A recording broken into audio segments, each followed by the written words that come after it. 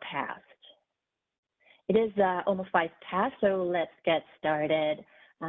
Good morning, everyone, and welcome to today's workshop for Phase 2 of the CPUC's investigation into SoCalGas and Sempra's safety culture and governance. My name is Carolina Contreras, and I'm a senior engineer with the Safety Policy Division of the CPUC, and I will be your facilitator today. We are fortunate to have Commissioner Rechtschaffen joining us today, and Commissioner Hauk, unfortunately, may not be available. Let me change the slide, please.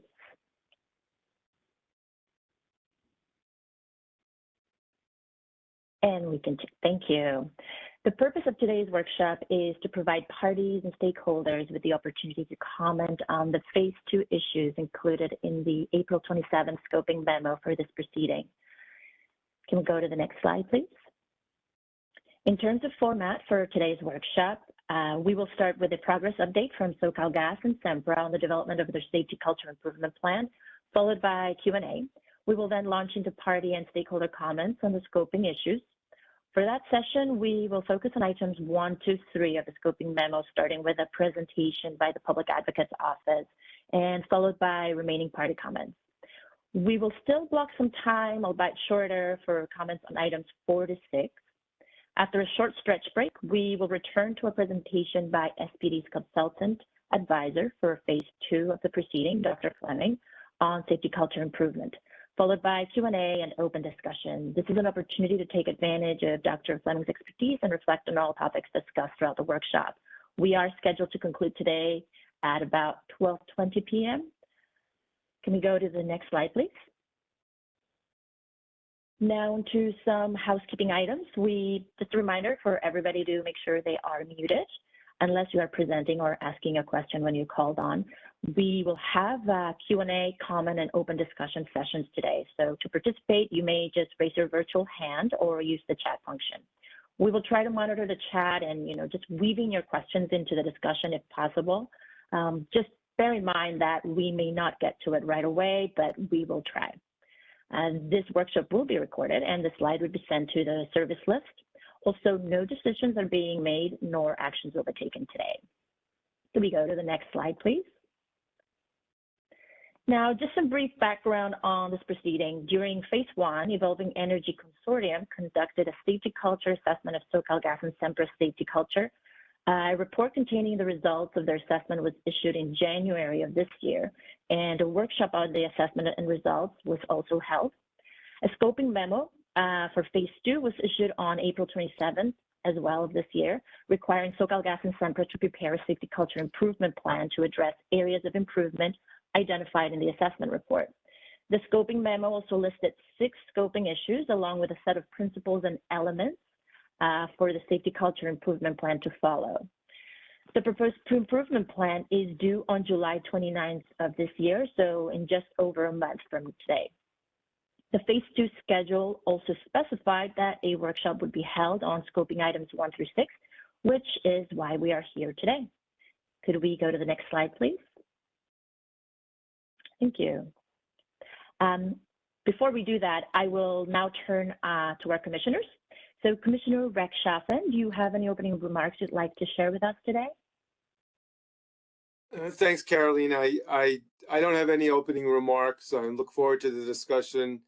This is an important part of the ongoing efforts in this proceeding. And as you mentioned, we scoped in a workshop to get feedback on progress and ideas for going forward.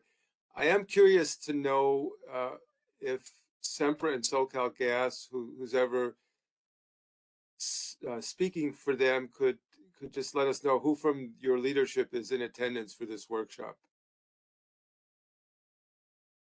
For SoCalGas, this is Senator Williams. I'm the Chief Safety Officer. This is Stacey Van Gore for Sempra, and we have Urban Keith on the line, Joy Gao on the line, and also Carrie McCulloch. Did you say that again? You were a little garbled right at the start. Can you hear me now? Yes. Okay, this is Stacey Van Gore. I'll be speaking today. I have Urban Keith, our Deputy General Counsel, on the line, Joy Gao, who is our Vice President of Risk Management, And we also have Carrie McCulloch, who's the director overseeing compliance. Great. Thank you very much for letting me know. Yeah, Commissioner, this is Roger Schweiki, Senior Vice President, Chief Infrastructure Officer for SoCalGas and San Diego Gas and Electric. Hi, Roger. How you doing? Pretty good, Cliff.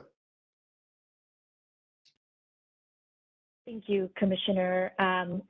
If Commissioner Hauk later would like to have some opening remarks, if she does join us, we'll check back in with her. So we can go to the next slide. Oh, just one slide back. Oh, there we go. Thank you. We will now hear a progress update from SoCalGas and Sempra on the development of their safety culture improvement plan. In addition to the update, the Safety Policy Division also asked the companies to address a set of questions regarding reflection and activities since learning about the assessment results in November. I will now turn it over to SoCalGas and Sempra representatives. I believe Ms. Stacy Van Gore will be presenting from Sempra, so over to you, Ms. Van Gore. Thank you so much, Carolina. This is Stacy. Let me know, please, if there's any difficulty hearing me. I know the audio has been a little tricky.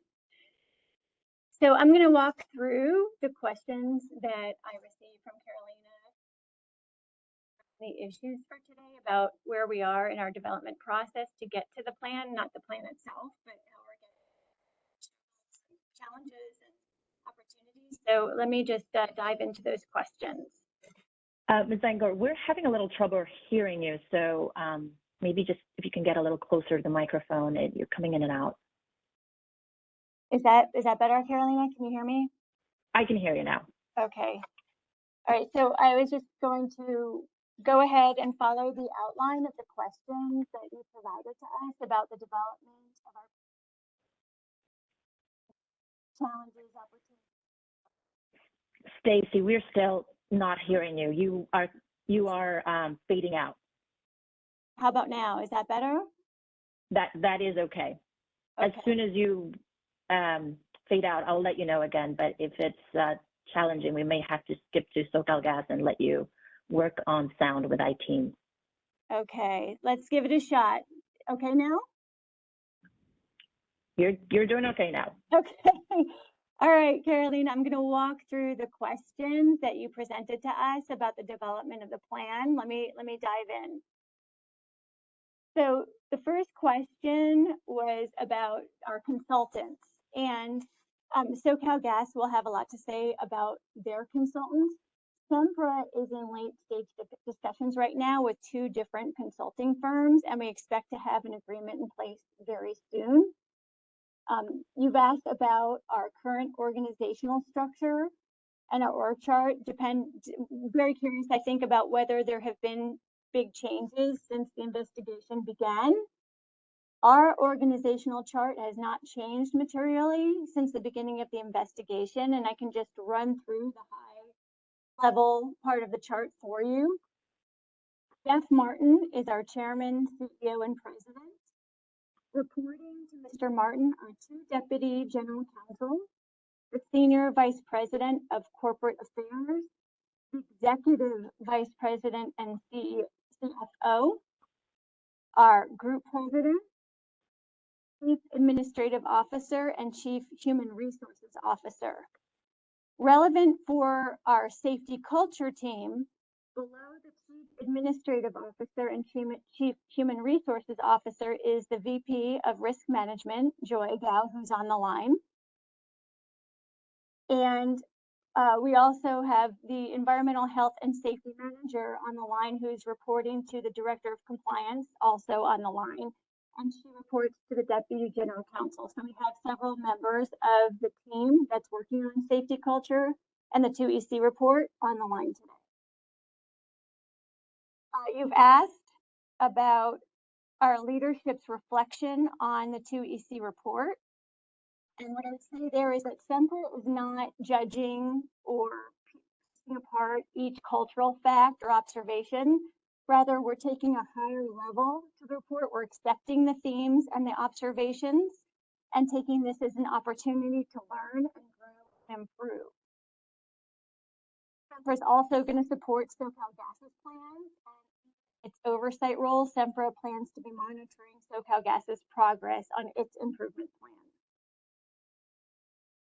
Staff is asked about what immediate actions or activities the companies have taken in direct response to the 2EC report. So Sempra has been researching experts in safety culture to find a consultant who can help us better understand the findings in the 2EC report, and in particular focusing on the parent company's role and activity to support a strong safety culture in its subsidiary companies. The 2EC report and its findings have been presented to the leadership team, the Sempra Safety, Sustainability, and Technology Committee of the Board of Directors, the SST Committee. It's been presented to SoCalGas and SDG&E for lessons learned, and to the Compliance and Enterprise Risk Committee at Sempra. That, for short, is called the CERC. The CERC Committee has updated its charter to make clear its oversight role with respect to safety culture in particular. It's also confirmed that SoCalGas and SDG&E include safety culture in their respective board safety committees. Stacey, we're losing you again. Would you mind getting closer to the microphone? Can you hear me a little better now? Is that better? Yes, I think every time you get closer to the microphone, we hear you better. Yeah, my head's kind of close to the microphone at this point. So hopefully that works. I can try my phone if necessary, but let me know. And then just for the, Stacey, I'm just going to let everybody, all attendees, know that I am showing on my screen the responses you have provided on these questions. So to the IT host, if you wouldn't mind making sure that this is in the stage so everybody can follow along to Stacey's responses. Perfect, thank you. That's helpful because that's what I'm working from. I would just say finally that not necessarily due to a specific finding in the 2EC report, but there are cultural facts in the 2EC report pertaining to SoCalGas having to do with change management. And so we just wanted to mention also that Sempra has started a new initiative on organizational change management. It's a forum for Sempra, for SoCalGas, and SDG&E. And the intent is to allow employees to collaborate, share, and learn best practices in the change management area. You've asked how the companies are involving different corporate organizations in the development of our improvement plan. And so at Sempra, we have assembled a team from legal, risk management, and compliance. Stacey, you're fading out again. Okay, how about now? Is that better? Yes. Okay. We've assembled a team from legal, risk management, safety and compliance, and the HR department, human resources department, to work on opportunities arising from it. That's the group of our core team. Stacey, and yes, you are fading out. I'm not sure if you can make, just get closer to that microphone. I do think that's what's going on unless you think otherwise. Is that better? Yes. Okay, let's give this a shot. I've been tweaking things a little bit to see if I can get closer. Yes? Okay. Yes. So the strategy for disseminating and communicating the assessment's results. The report, 2EC report, was distributed to senior management and leaders from all departments at the time that 2EC reported its findings to us. Sempra management participated in the 2EC debriefing. We've also further distributed the report within the organization since then. And we're planning a new SharePoint site, an intranet site, where we're going to include the 2EC report along with work that we do with the consultant as we develop our improvement plan. We plan on posting information on that new intranet site. In terms of how the companies are maximizing the learning value to the organizations from the process, at Sempra, we plan to move from awareness about the report to real learning as we work with the consultant. Sempra's role from the 2EC report from the very beginning is to expand our way of looking at safety. That's the keystone, and that involves work with our consultant. And so Sempra has shared the 2EC report with SDG&E to promote learning across organizations, but we expect this to be a continuing process as we move forward with the consultant. Here, I think actually the audio, if I lift this, I'm getting so, oh, look at that. My screens wouldn't work, but my computer would. Okay, potential barriers and challenges. I would say that we don't foresee any barriers or challenges per se, but the challenge has been to find consultants that really understand culture and safety culture, and in particular with respect to the role of the parent company in an organization. So that's really been the biggest challenge, but we are excited about the two consultants that we're talking to now. We think that we're going to have a really good team. You talked about the need for engagement, a high degree of engagement from the organization. And I would say there that Sempra's top leadership is engaged and involved, as well as the team that I discussed earlier. And there's an excitement about the process. There's no lack of commitment. We don't foresee any challenges in that respect. In terms of coordination and alignment between the two companies, we initially were hoping to hire the same consultants that the gas company hired. So we waited a little bit to see who the gas company was hiring. But as time went on, we continued to look for our own consultants because our focus really is on parent level governance issues. So we have to combine the cultural knowledge with the parent company issues. And so instead of hiring the same consultants, we will have different consultants, but we will be closely coordinated. We talk with the gas company regularly. The gas company is reporting to Sempra regularly. So we're going to continue to coordinate. And ultimately, the Sempra learnings will then be pushed down to SoCalGas and SDG&E for that matter. As SoCalGas will discuss more, Sempra and SoCalGas have met formally and informally to look at opportunities and to align. And SoCalGas has been briefing Sempra about its improvement plan. And then you asked about how the independent experts will support the plan development and share their comprehensive perspective on safety and safety culture outlined in the assessment report. And this just relates back to the challenges mentioned above. The key for us was finding the right consultant. There really aren't a lot of people who fully understand safety culture in an academic sense, but then also understand how to apply it in a governance context. And so, as I said, we're very excited about where we are now with the consultants that we have found, and we'll have a lot to say about that at the end of July. And then I'll just conclude with our additional thoughts. I saw that public advocates is speaking later and included a presentation on recommendations for Sempra and SoCalGas, and I just wanted to reiterate that it is very important to continue to distinguish between Sempra and SoCalGas. Sempra does not manage the day-to-day operations of the gas company, and so we cannot be used interchangeably. That's fraught with potential issues. And so 2 of the 3 recommendations involve areas that don't pertain to Sempra in terms of the cultural facts. The cultural facts were specific to the gas company.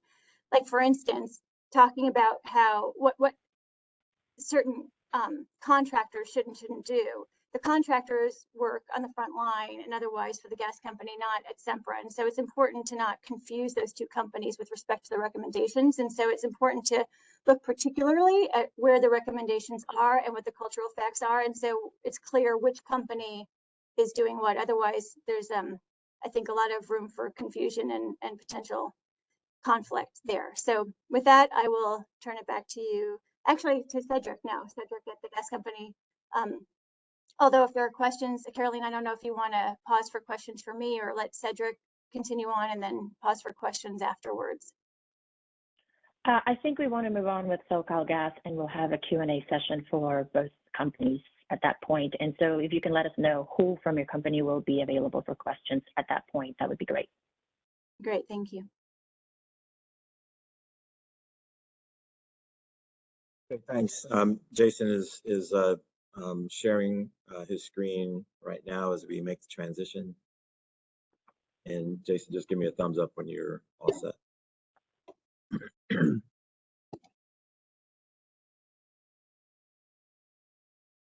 Okay, thanks. Again, my name is Cedric Williams, and I'm the Chief Safety Officer for SoCalGas.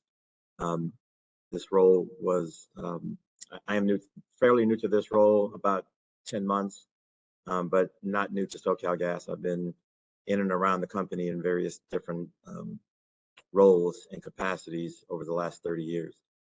I'll be providing an update on SoCalGas's Safety Culture Improvement Plan and the progress of our development of that plan. And we are very appreciative of the opportunity to have this check-in with the commission and to share transparently how we're developing our plan. And we also appreciate the chance to get feedback from you and from the parties to this proceeding. There's been a lot to unpack, both from the 2EC assessment and reconciling the response plan with our ongoing in-flight safety initiatives that we're continually working on as well. And we're trying to create a comprehensive program of effort in order to move our safety culture forward. So as we move on to the next slide, I'll start by reinforcing our longstanding commitment to safety at SoCalGas. We have a strong history of focus around what we consider 4 kind of key areas of safety: public safety, safety of the gas delivery system, employee safety, and contractor safety.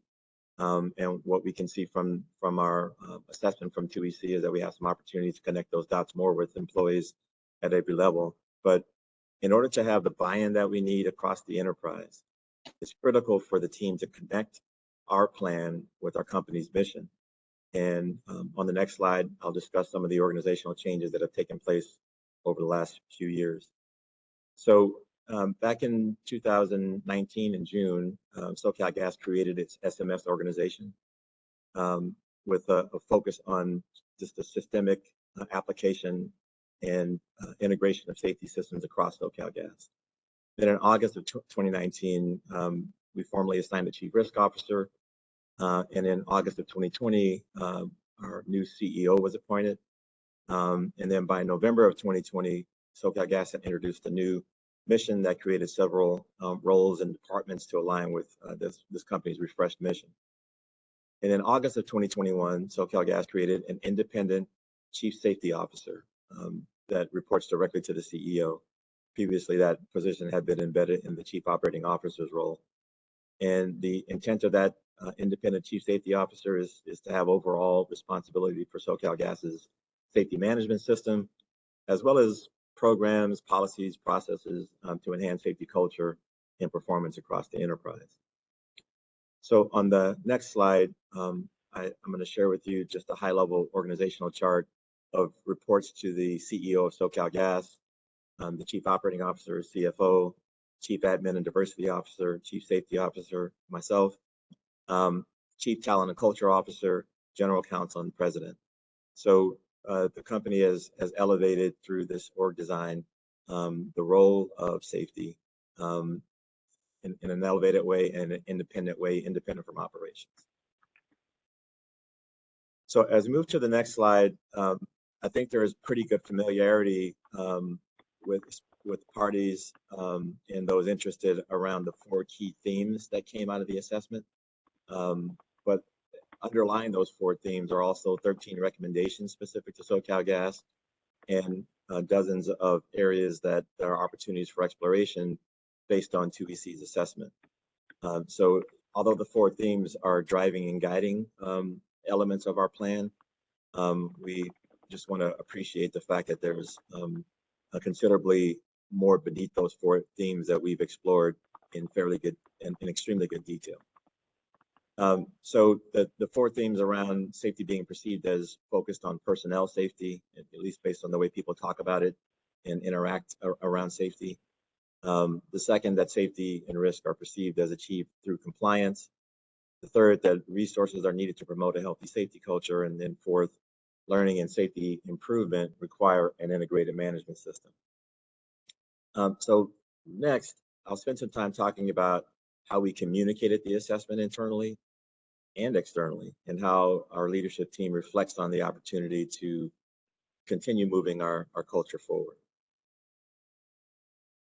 So, and by the way, the questions that were provided to us, my intent is to try and answer those through the course of this presentation. So as we get to the Q&A, if there's any further exploration, then we can do that. But as we shared the 2EC assessment, kind of starting with the briefings from 2EC with the gas company back in fourth quarter of last year, we tried to leverage every channel possible to communicate with our employees about the key elements of the assessment and communicating the preliminary actions that we were taking to respond to it.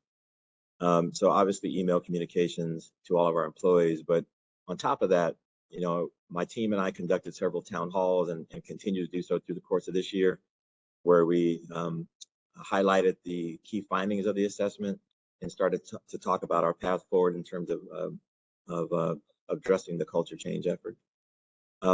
Our executive team has embarked on and is almost complete with something we're calling internally a We Lead tour.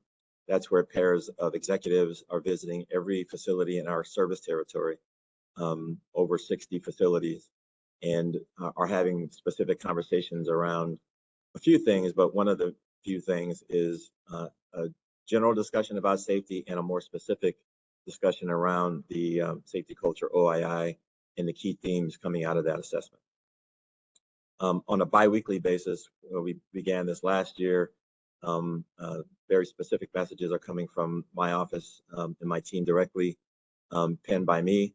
And really, we use those opportunities to focus on key elements of the assessment, key opportunities for us to think about things differently as we move forward on our safety journey, and a general communication vehicle around our performance.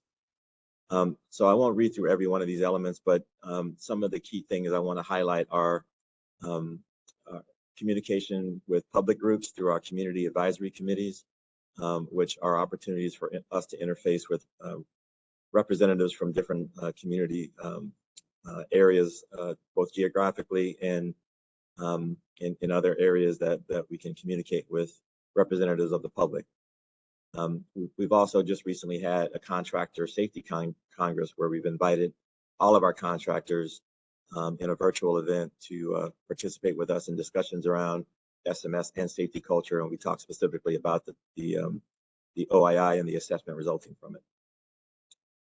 We have an employee conference coming up in a couple months, and we'll do some more deep dives with employees and continue our practice of dialogue sessions with employees to try to get their feedback and ideas around ways that we're thinking about safety differently as we move forward. And then very recently, I've had a meeting with our joint steering committee, which is the heads of all the local unions that we engage with at SoCalGas, to number one, again, share the assessment, the findings, the key findings, and the overarching themes, but more importantly, to engage their support to be a partner with us on this journey from the union leadership level, in addition to the rank and file level. So all this has been going on concurrently with developing the plan itself. So the team has been very busy trying to communicate as effectively as possible.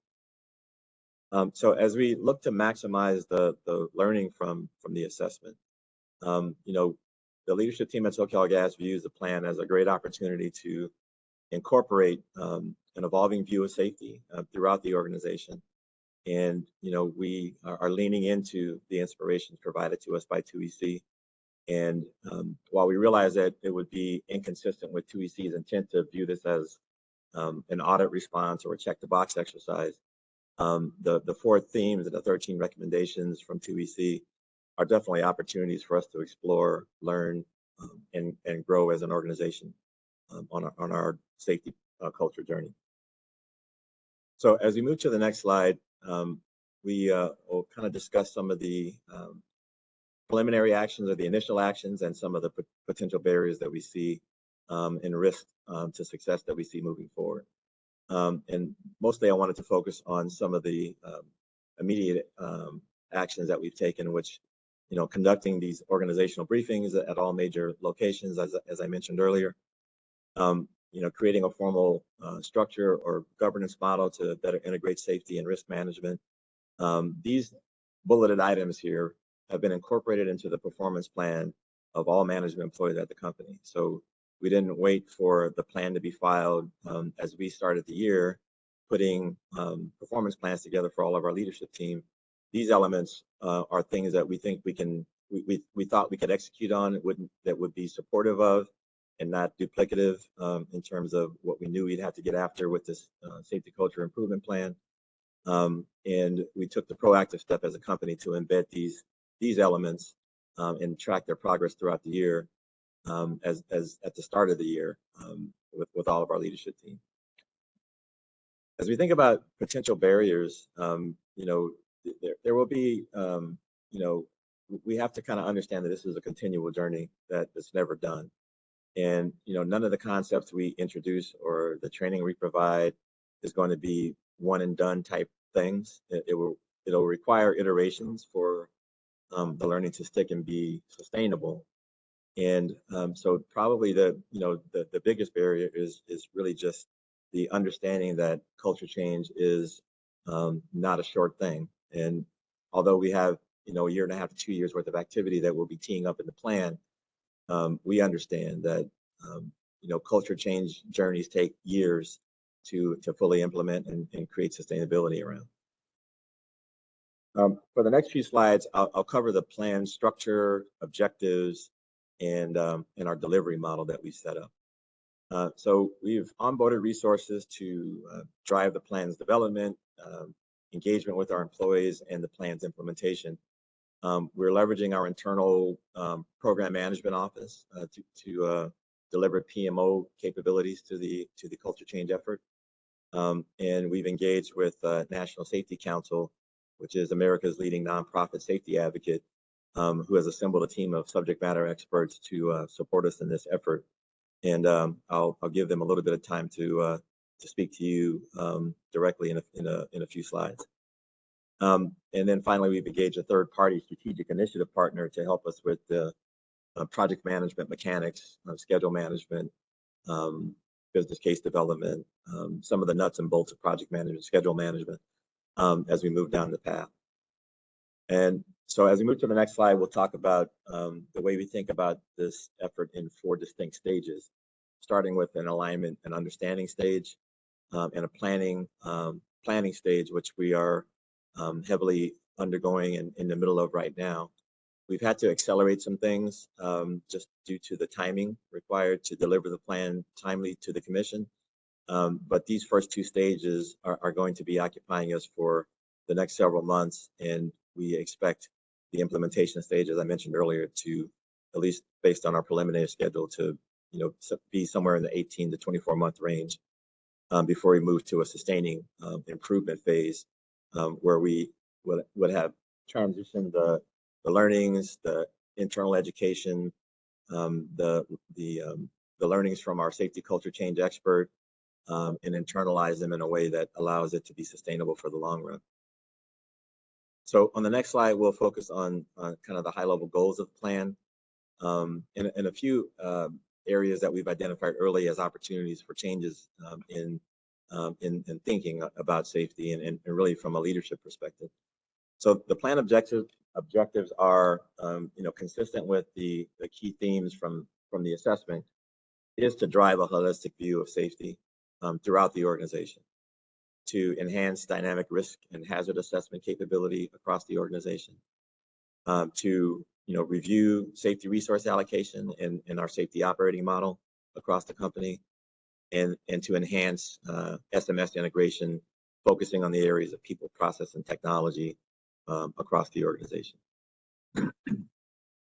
So as I mentioned, some early things that we have identified as opportunities for us to start to think about different ways of and different lenses which we view safety through, is really focusing on the creation of capacity or defenses as we identify, increase our ability to identify hazards in real time, and not viewing safety as much as the absence of incidents, which reducing incidents is always going to be what we want to do. But really our focus as a leadership team has an opportunity to transition more to a focus on the presence of defenses and controls and capacity to do work safely. Secondly, the transition from incident investigations to more learning-focused teams as we do unpack incidents, and really making sure that we get all the learnings that are available to us out of every evaluation of an incident. Integrating the energy wheel into our hazard identification approach, and standardizing our hazard identification models, and really looking at them through the lenses of employees risk, contractor risk, system risk, and public safety risk. And then finally, really leaning in even more to psychological safety and breaking down silos between organizations and departments. So on the next slide, as we think about stakeholder engagement, I'll summarize this slide just by recognizing that the plan that we submit to the commission will have a robust both communications plan and a change management plan that is really intended to be broad enough to touch every employee at every level in the company. And that's a huge task, but we plan on, and we understand how critical it is to have a robust change management plan be part of the overall safety culture improvement plan. We've already begun to engage with stakeholders on the safety culture improvement plan at the senior leadership level, at the executive level, within our safety professional organization, because we feel like it's most important for them to get it first as we start to take this broadly across the organization. And we'll continue to use the communication and engagement vehicles that I identified on slide 6 that's in the deck here, to expand and capture additional stakeholder input and deeper detail. To deliver the plan with buy-in across the organization, the plan is going to be standing up teams that are from the organization. So as we talk about the key pillars of the safety culture improvement plan that are intended to address the key themes, those will be led by folks from the operations. So the work stream leads will come from operations. The executive sponsorship for those initiatives will come from operational executives. So this will not be a safety-led effort. It'll be a company-wide led effort with buy-in from all the stakeholders across the company. So on the next slide, we show our program delivery model with the program lead, which is the chief safety officer. We show our transformation officer, our strategic partner. We can move to the next slide. Our strategic culture partner, National Safety Council, in the work streams that I just referred to. So on the next slide, I'll kind of hover here for a second just to spend some time with Bill or Helena, whichever of you plan to speak on behalf of NSC, just to give a little bit of background and anything you wanted to share with folks online here. Yes, thanks, Cedric. I'm Bill Williams. I'm the Vice President of Consulting Services for the National Safety Council. Also attending from our group is Dr. Helena Caravello, my co-project leader, and Crystal Kanan, NSC's Director of Training and Surveys. In November 2020, the National Safety Council acquired my former company, ORC HSE Strategies, a Washington, D.C. based professional services firm that's dedicated to assisting member companies achieve excellence in health, safety, and environment. Now part of the NSC organization, the ORC networks have approximately 110 Fortune 500 companies as members whose senior health and safety leaders attend network meetings, learn from thought leaders, and take advantage of our consulting services. The focus is on benchmarking and cross-industry sharing of best practices. NSC already had an excellent culture assessment tool, the Safety Barometer, and the acquisition of ORC HSE Strategies gave NSC enhanced consulting capabilities and insight into large corporations that have shared the culture change and safety performance improvement journeys. We've assembled a talented team to assist Southern California Gas in this effort. In my own case, I was fortunate to have been involved in an organization with a strong safety culture, having spent 27 years in the U.S. Navy. I retired as a captain, having extensive engineering experiences, as well as command of 2 destroyers and a cruiser. Following naval service, and before joining ORC Strategies, I served as Vice President of Health, Safety, and Environment for AP Moller Maersk's operations in the Americas. Our cross-functional team includes individuals with culture change and behavioral science backgrounds, as well as health and safety professionals who have led culture change efforts. Our team also includes a former vice president of safety for an oil field service company and the same role with 2 other companies. The corporate director of health and safety from a major East Coast electric and gas utility, a subject matter expert in culture change and organizational development, the National Safety Council's head of research, and the NSC's leader of culture change surveys, the former chair of the National Transportation Safety Board, who also has FAA safety experience and lessons to share from that industry and on collaboration with the regulator. Collectively, our team shares a comprehensive perspective on safety and safety culture that is advocated in the 2EC assessment. Over the past 12 years, Southern California Gas has used NSC's safety barometer to measure employee perceptions of safety culture, which are largely consistent with 2EC's assessment. We've begun interviews with members of the leadership team and are working with SoCalGas's Chief Safety Officer in reinforcing the active involvement of the leadership team in culture change. In addition to the experiences of our team, we bring best practices and lessons learned from dozens of companies that have led culture change journeys, transitioned to high reliability organizations, and have embraced programs to improve employee engagement. With our experience, we are supporting efforts to develop a comprehensive safety culture improvement plan driven by the SoCalGas leadership team, and which will enable the enterprise to more fully share a comprehensive perspective on safety and safety culture. Thanks, Bill. Appreciate it. I'll just quickly cover SoCalGas and Sempra alignment, pretty much echoing the comments that Stacy made earlier.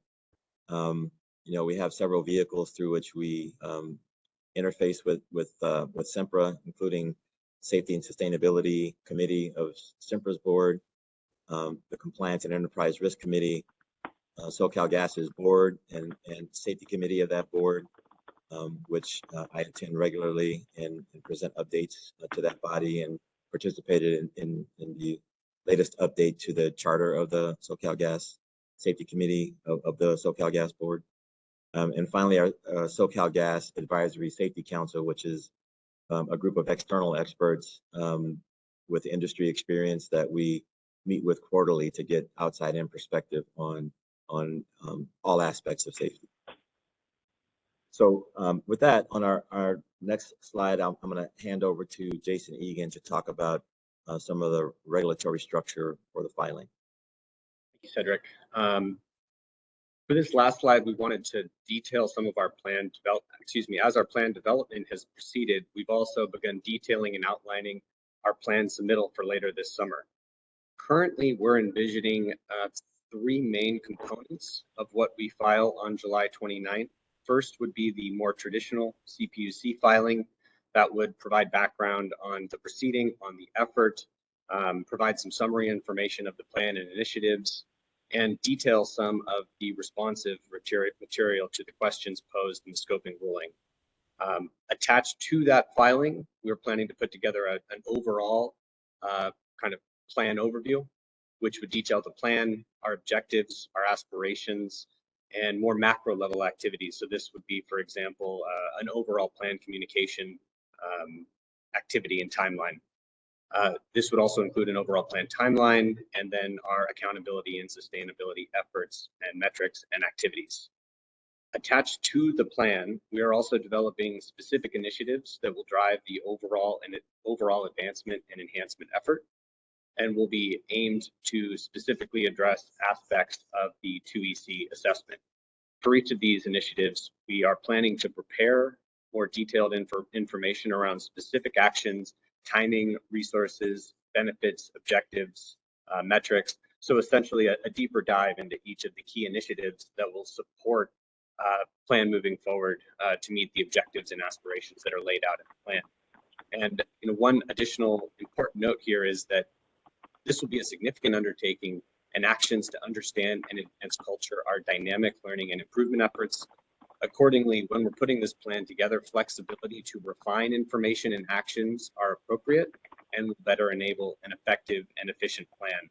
So we intend to continue to learn, continue to engage with stakeholders, internal and external, and we anticipate that through those actions, we will get a better understanding of how we can most effectively realize the improvement and enhancement efforts identified in the 2EC assessment. And then finally, I just wanted to reiterate what Cedric mentioned earlier. Ahead of this workshop, Safety Policy Division did circulate several questions for us to respond to help match the responsive information and discussion back to those questions. We put together an appendix that just indicated the questions we received and then where in the presentation content was discussed and addressed that responded to those questions. And with that, I believe I'll be turning it back to you, Carolina. That's the end of the presentation. Thank you, Jason. I do want to make everybody aware we're running a little bit behind, but I don't want to keep everybody's questions and don't want to shortchange those. So thank you for that presentation, SoCalGas and Sempra. I will open it now to questions from our commissioners or, Commissioner Rechtschaffen and Ms. Cho. Commissioner Rechtschaffen, do you have any questions for Sempra and SoCalGas? Well, I have a few questions, but since we're running out of time, I'll only ask a couple. Mr. Williams, let me ask you a couple of questions, and some of this may be premature since you're still in the process of developing the plan, and some of these will just have to be worked through. But the first question, though, is pertinent right now. The We-led tour, is that going to be a one-off, where the key executives are visiting every facility? Based on the feedback that we receive from employees, that is going to be something that is not a one-off. So we got a lot of value out of it, and the employees seem to appreciate the interface and engagement. So we will be leveraging that into the future. Great. I think that would be helpful because we've certainly heard with the need to be out in the field to institute this cultural change is really critical. I have two specific questions. Again, maybe just to think through, maybe you don't have the answer to this. You made a point which I think we all agree on. The focus has to be not on outcomes, but on building capacity. How do you think about incentives and a reward structure among your employees when it's hard to, when you're not measuring safety in terms of the absence of incidences, but you said the presence of defenses or just the building of a culture? Is that something you've figured out yet? I know it's a critically difficult question, so maybe it's just something to think about and continue to work on. Yeah, I've definitely given it a lot of thought, and clearly have not solved that problem yet. But I think as we have been focusing on upstream indicators more and more over the last many years, before I came into this role, really trying to be smart about finding the best ways to measure that capacity.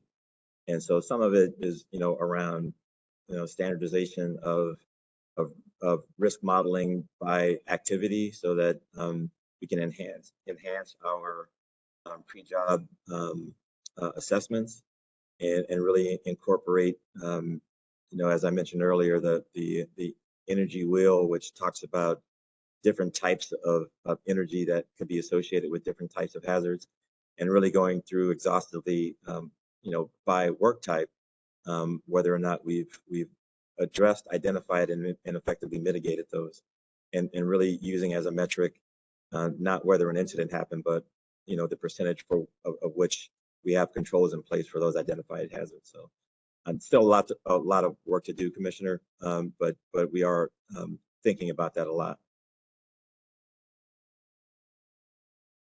Thank you. And then this may be more in the form of a leading question, but have you thought about requiring or encouraging your contractors to have their own SMS practices, systems?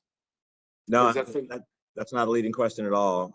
We've not only have we requested all of our contractors, especially our prime contractors, to explore creating an SMS. We've actually reached out to them to offer our SMS as something that they can look at as a template and offer to enter into discussions with them directly.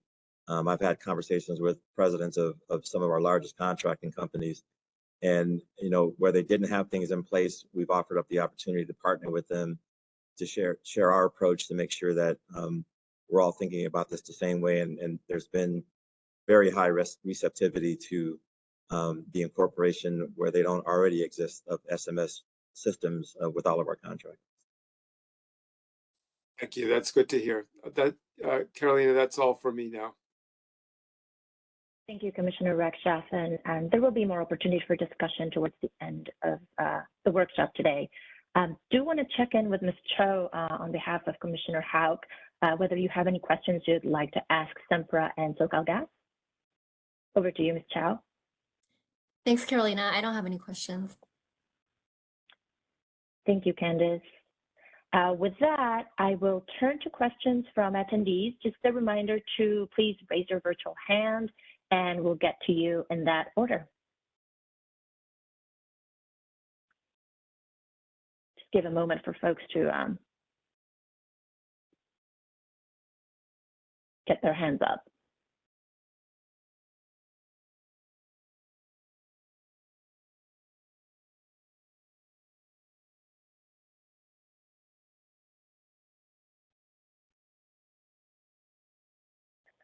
In the meantime, Commissioner Rexroth, you mentioned you had some additional questions. We probably can give the attendees a little bit more time to raise their hands. So if you do have those questions, please feel free to go ahead and ask them from Sempra and SoCalGas. Mr. Williams, I guess I have another question for you. What do you feel right now so far the biggest difference is in how you're approaching safety cultures compared to either pre-2021 when this independent safety officer was established, or even 2019 when this new company focus was put in place, or maybe in response to the QEC, the audit of the safety culture assessment? I would say two areas come to mind primarily. One is really increasing the understanding of the interconnectedness between the different manifestations of safety across our organization. I think people have really good understanding in our company around, employee safety, public safety, the safety of our infrastructure through the various programs that we have in place to manage that and manage the risk associated with that. And the safety of our contractors. I think what we've really leaned into as a leadership team, somewhat triggered by the 2EC assessment and the creation of my role, is really kind of integrating that thinking at every level in the organization, so that we talk about the interplay between system safety and public safety more now than we have before. We talk about the interplay between contractor safety and employee safety more now than we did before. And so really it's connecting the dots for folks at different layers in the organization, maybe in better ways than we had in previously done. Second, I would say really just the opportunity to start incorporating the current thinking in both the academic world and the larger safety professional world into the way that we talk about things, especially at a leadership level. So incorporating ideas like, as Bill mentioned earlier, high reliability organizations, or incorporating ideas like human and organizational performance. We think there's some good learnings there that we can apply to our culture in a way that resonates with our employees. So we're not just reading to them from a textbook, but we're actually thinking about how we incorporate these ideas into the way that we work. Thank you.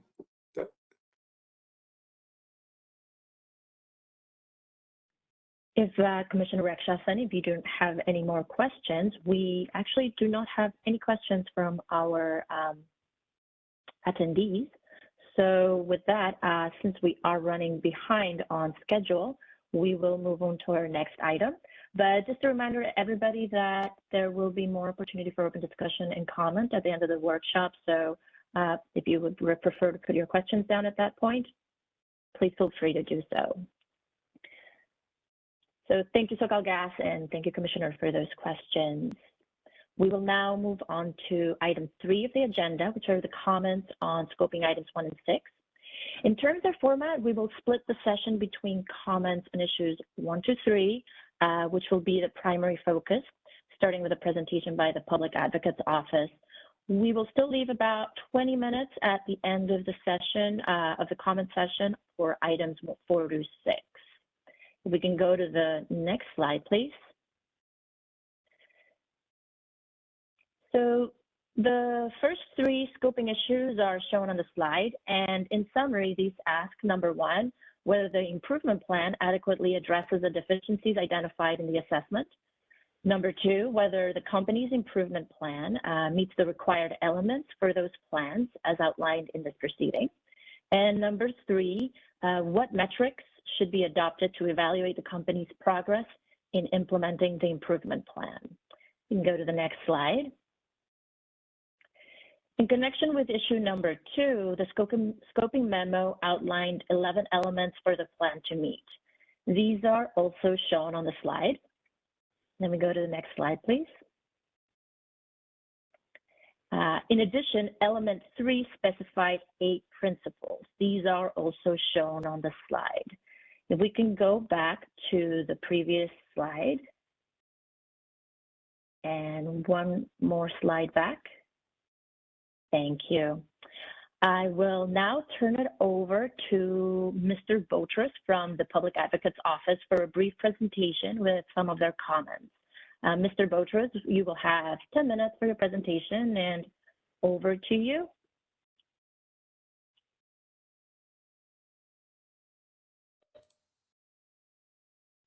Thank you, Candace. I'll share my screen.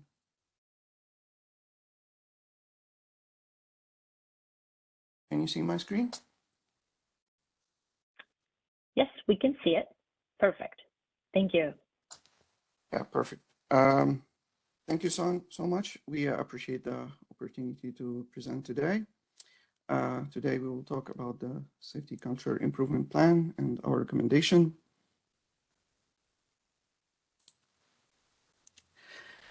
Cal Advocate's preliminary focus on the 2EC report and the scoping memo.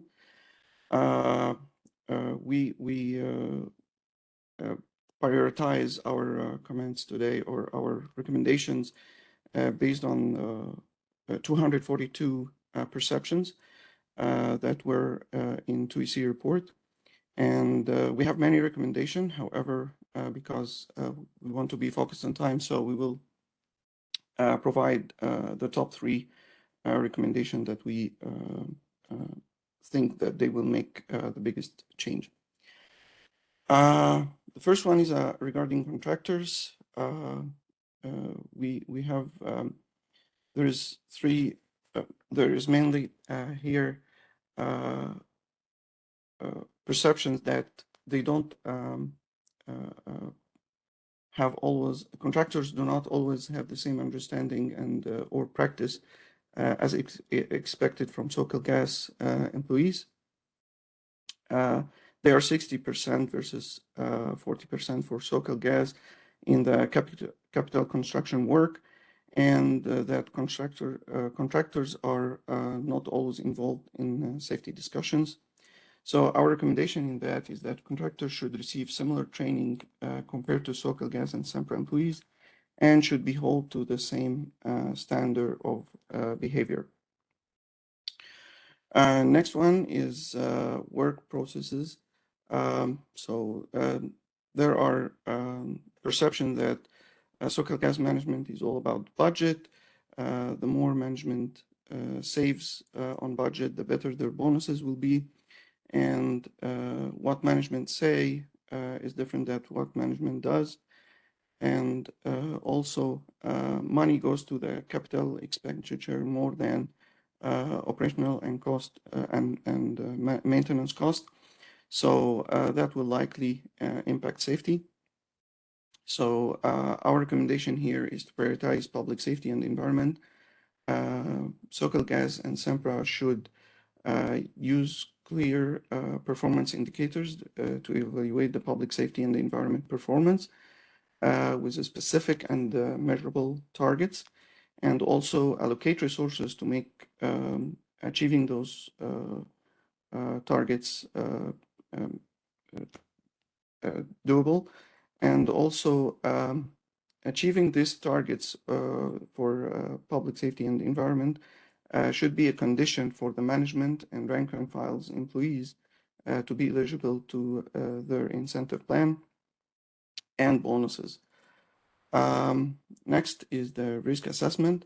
There are a finding that attributing risk assessment is someone else's job, and we recommend here that risk assessment is a task for all employees and contractors. So SoCalGas and Sempra should first train employees and contractors how to perform risk assessment. Second, that they should require employees and contractors to conduct risk assessment. This could be like once a certain number, quarter, or a year. To change the current concept, which is that risk assessment is someone else's job, to a new concept that risk assessment is a core part of my job to protect myself and others. Others means employees, contractors, and the public, and also the environment. Last thing is about phase 2 issues, issue number 3, regarding what metrics should be adopted to evaluate the safety culture improvement plan, and our recommendation here regarding the assessment. So the commission assessment, we should have a pre-assessment report at least 1 year from adoption of the action plan.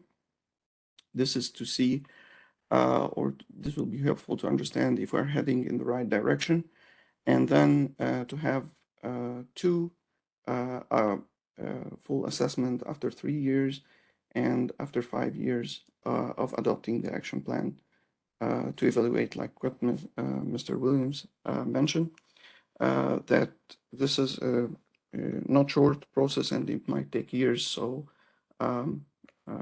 that's basically what we want to assess here in order to make sure that the action plan really worked and there is a culture change. And that's conclude my presentation. Thank you. I'm open for any questions. Thank you, Mina. I appreciate that presentation. I think we're having an echo. IT host, is there an echo from your end?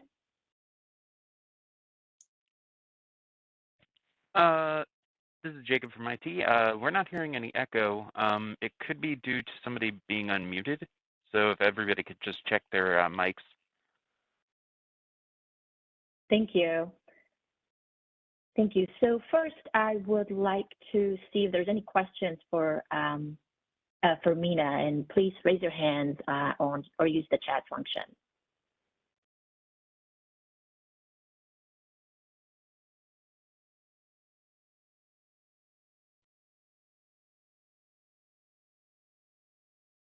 Okay.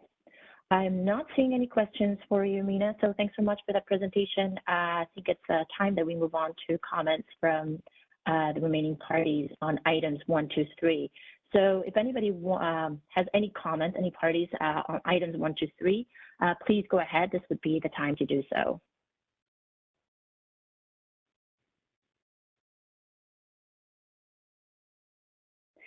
Commissioner Rechtschaffen, please go ahead if you have some questions.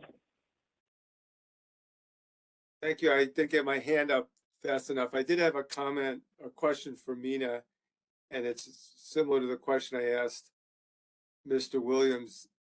Do you have examples of the specific measurable targets that you'd like to see for evaluating safety and environmental performance, and that you say should be tied to the basis for bonuses or incentives? Do you have any examples of what we should be looking for? Anything specific? Or what you would suggest as those? Mr. Boschert, if you could please turn your mic and your camera on. Thank you. Yeah, sure. Right now we don't have very specific examples, but with more dialogue and during more workshops, that's what we can come up with based on what currently Sempra and SoCalGas have, and we're happy to put everything on the table and start brainstorming and come up with something to be able to evaluate or see something meaningful. And that's why we want a pre-assessment after 1 year, in order to kind of go over everything that we have done and everything in the plan, and start see what have improved, what didn't improve, and we go from there to start correcting this tiny stuff that will lead to a much meaningful impact. Okay, thank you. Thanks. We do not have any questions in the chat nor any raised hands, but on the Commissioner Rechtschaffen's questions, I wanted to ask SPD's advisor, Dr. Fleming, if there is any insight on incentive compensation plans that you may be able to share with us. If not right now, maybe later, but I thought I would check in with you. Great, thanks, Carolina. So I think there was two things. Is this a sort of separate sort of question? But in terms of the metrics to evaluate the progress, is that the question, or is it about how senior leaders are compensated? They're two separate things in my head.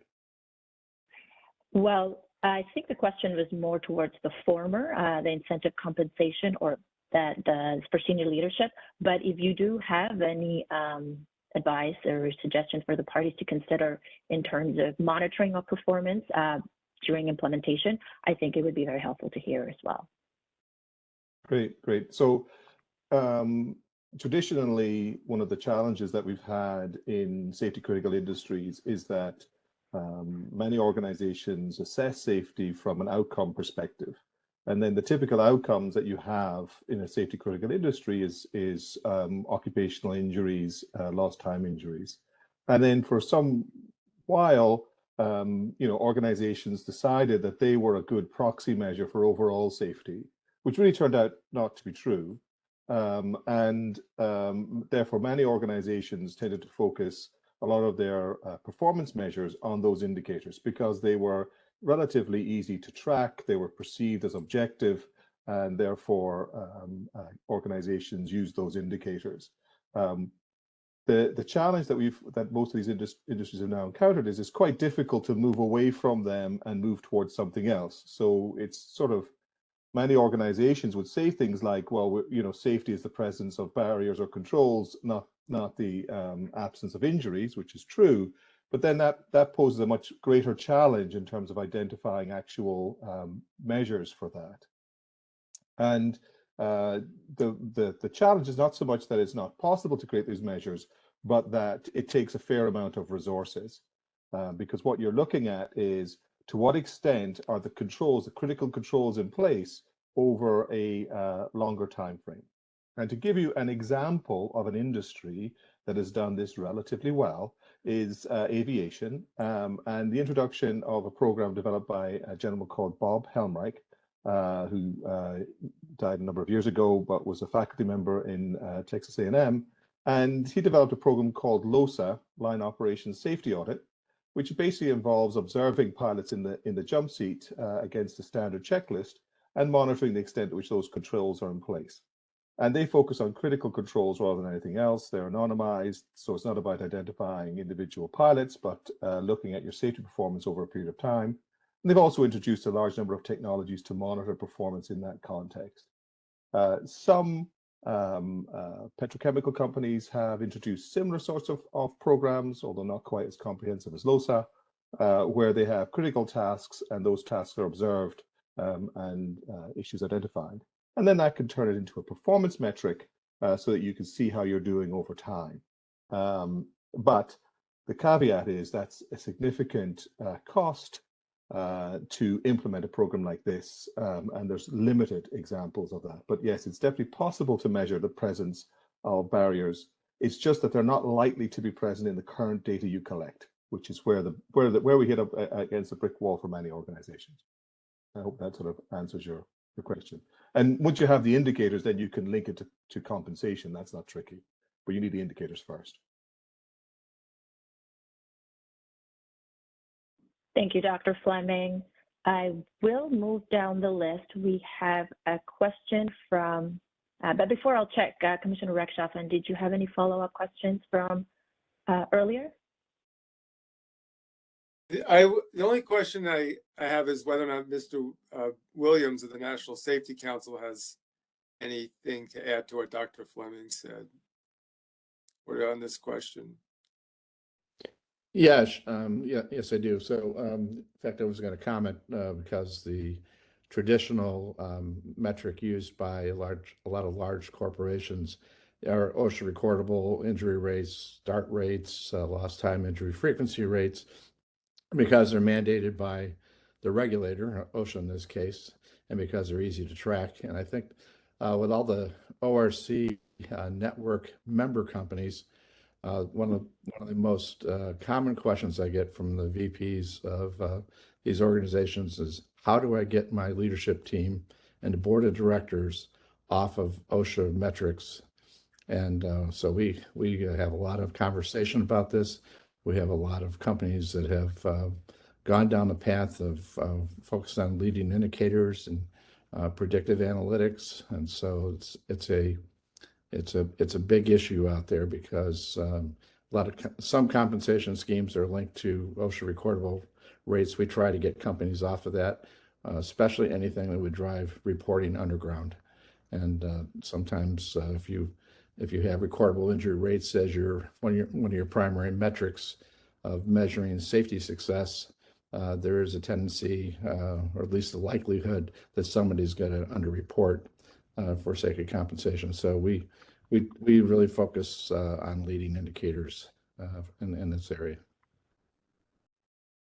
I think from SoCalGas' perspective, we've kind of moved that direction already in terms of what we incentivize, and we really focus on leading indicators, things like the number of observations done by managers and supervisors for employees, more upstream type elements that are part of our rewards scheme.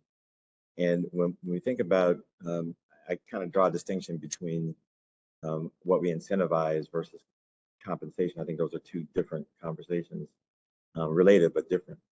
And what the team and I are really thinking about is how do we incentivize the right focus on upstream behaviors in ways that create, the employees at every level leaning into, helping us understand these leading indicators better. But in terms of, our historical approach, we've already moved in that direction, not looking at things like OSHA reportable injuries. I mean, we still try lost time injuries, which are the more serious types of injuries, which you can't hide because they're documented and either the injury happened or it didn't. But the focus has been away for a while now from OSHA recordables and motor vehicle accidents, those kinds of things, and more towards focusing on leading indicators.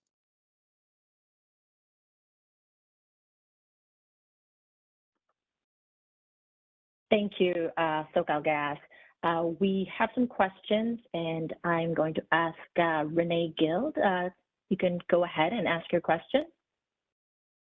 Yes, thank you. I was interested in view of the essentialness of language to culture, and this is a culture safety investigation. For Mr. Williams, you mentioned the way we talk about things, and I wondered if you would drill down a little bit on the language of culture change and how you're going to try to disseminate that within your organization.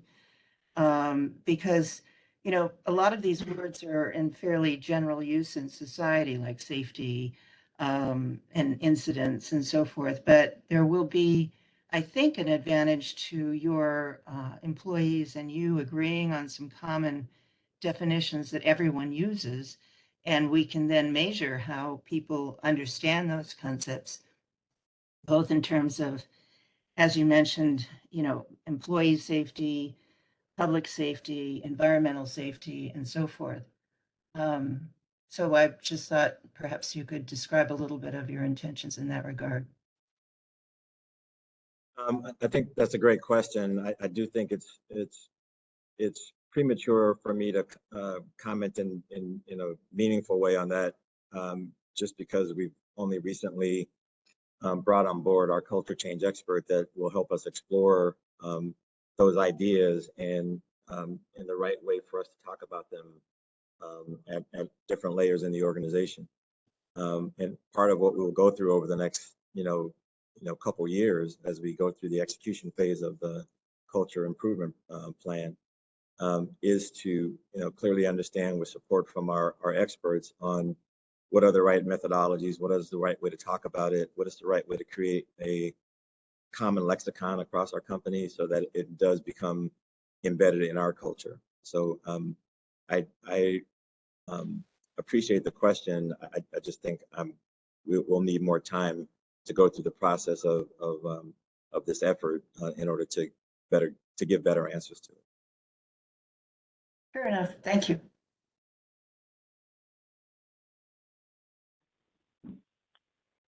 Thank you, Renee. I will move on to Dr. Fleming. You have some questions. Please go ahead.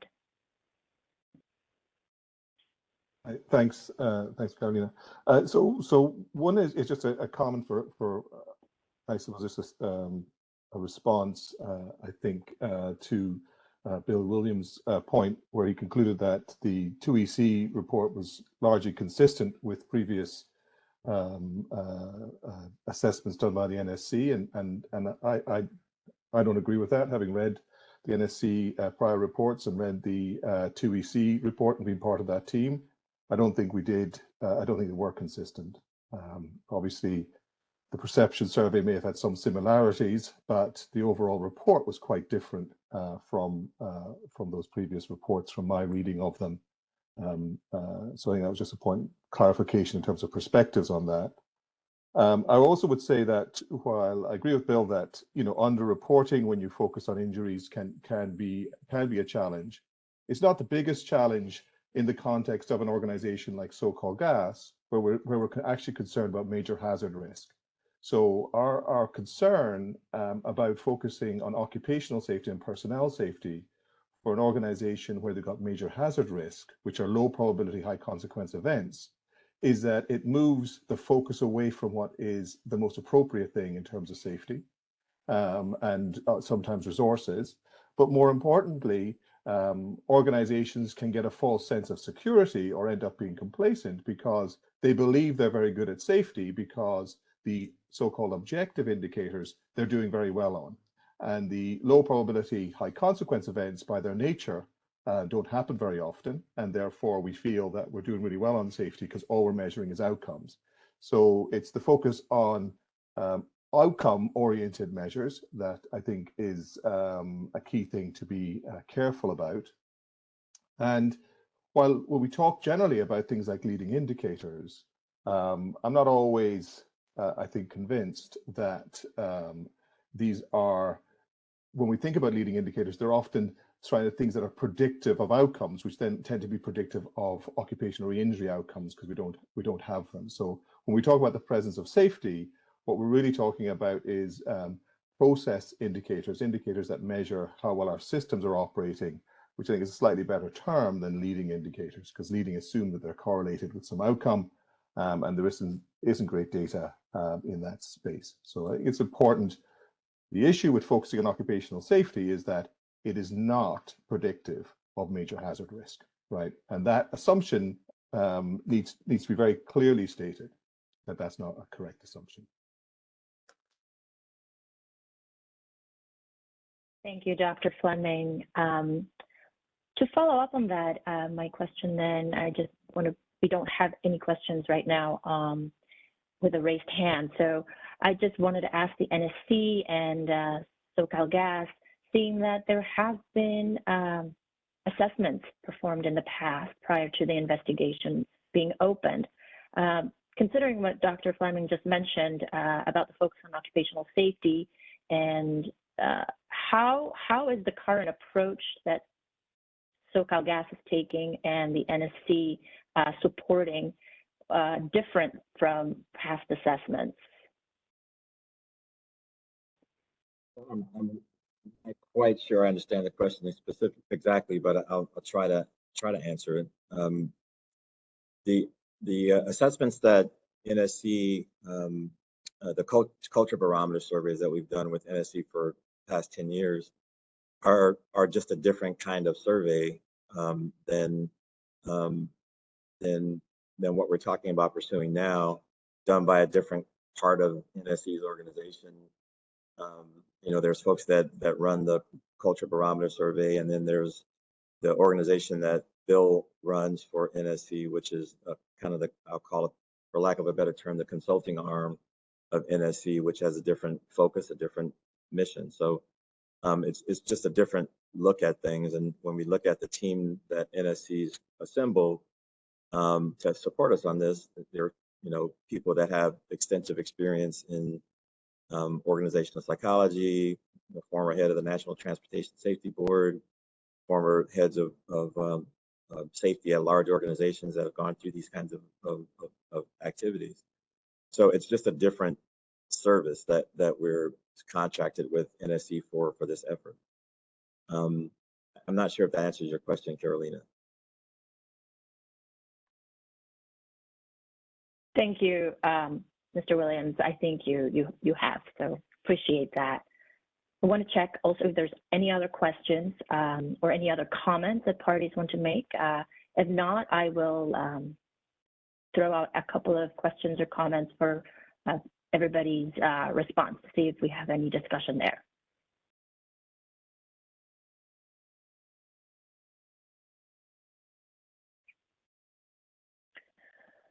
I wanted to ask everybody, we don't have any questions yet, so before we move on to items 4 to 6, I wanted to ask, there were a couple of items in the presentation from SoCalGas that I was hoping we could get a little bit more insight. Primarily, you are talking about a plan that is 18 to 24 months, and however, we have the Public Advocate's Office talking about, continuous monitoring. And I guess I would want to understand first from SoCalGas and then from Cal Advocate, how this continual improvement can happen within the context of 18 to 24 months, if that's what you're proposing, and how you plan for that to be ongoing, if it's only 18 to 24 months. Yeah, I probably could have elaborated on this a little bit more during the presentation, but we talked about 4 phases of activity for the plan, the 4th phase being the ongoing phase or the sustainment phase. So the execution phase of what we tee up in the plan are things that we will definitively get after within the life of that 18 to 24 month period. that could evolve over time. Actually, obviously this is a very preliminary scheduling framework, but the intent is not to say that the culture improvement initiative ends in 24 months. That's the time when we would envision it moving into a sustainment phase where we continue to do things in an iterative way, and the culture journey never ends.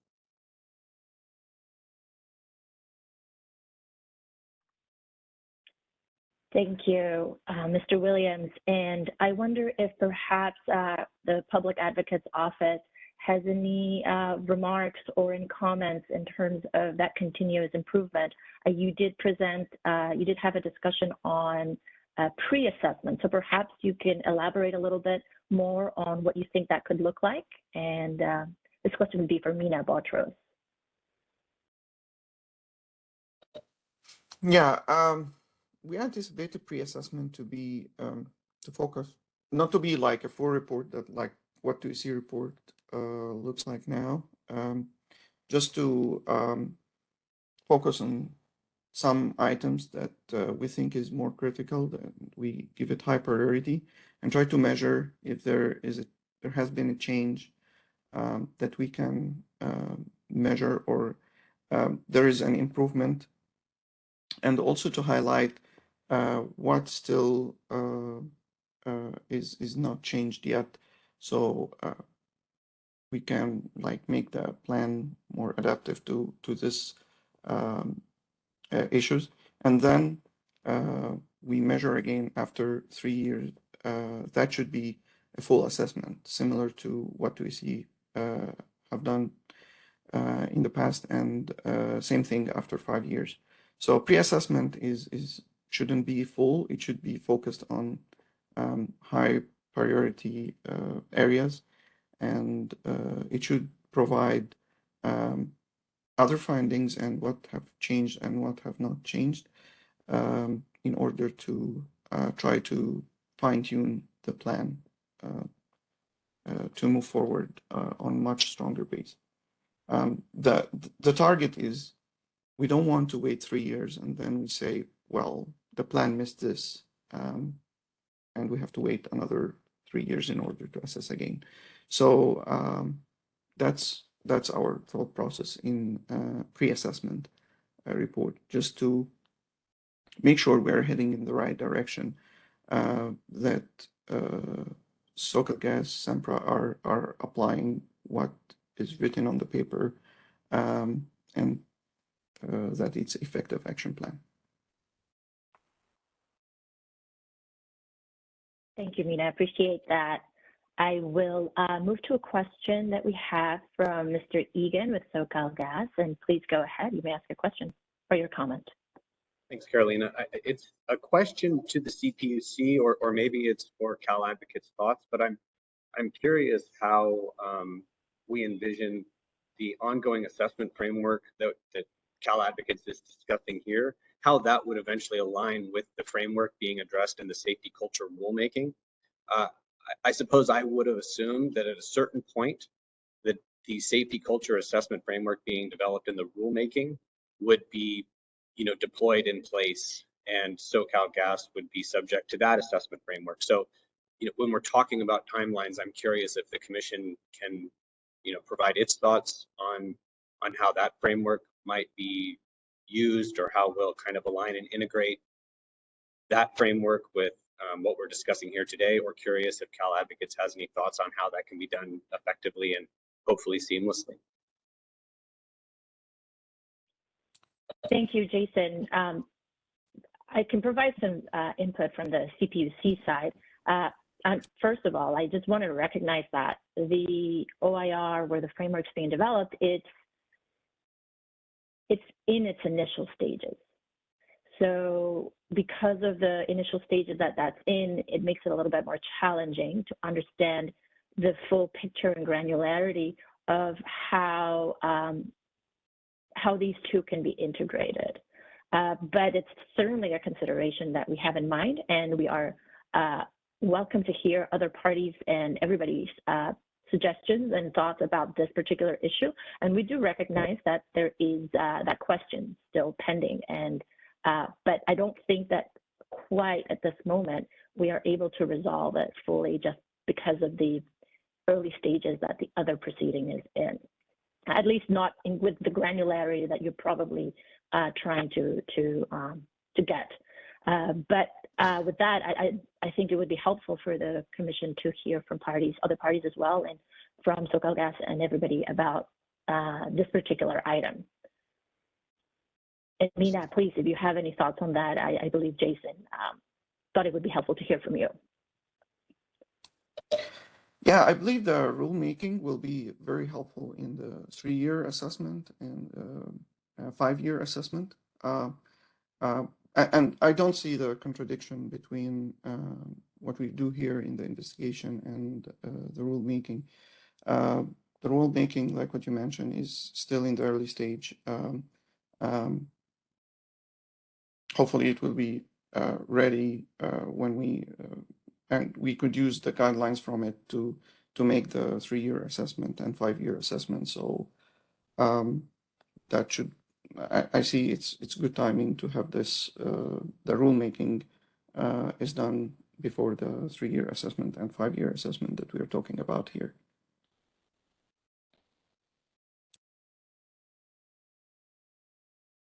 Please, Jason, go ahead with your question. Thank you. So I just want to make sure I wasn't speaking out of turn. That's actually very helpful clarification, Mina. I appreciate that. It wasn't clear to me initially that Cal Advocates was suggesting that those future assessments would be consistent with whatever's being developed in the rulemaking and not something separate or different, but intended to be part of or consistent with that OIR framework. So that is helpful clarification. Thank you. Thank you, Jason. Yeah, sure, I appreciate it. Thank you.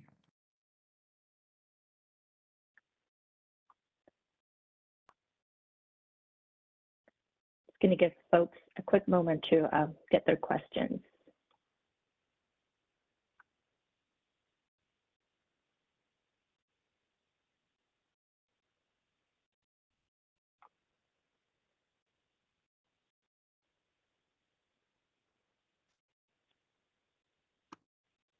And if there isn't any other questions, I just may have one for Cal Advocates and then another one for everybody in general. My question for Cal Advocates is, how do you see the flexibility, and this is perhaps for our next item, but how do you see flexibility for SoCalGas and Sempra in revising their plans, sort of fitting in with your framework of monitoring that the CPUC may have?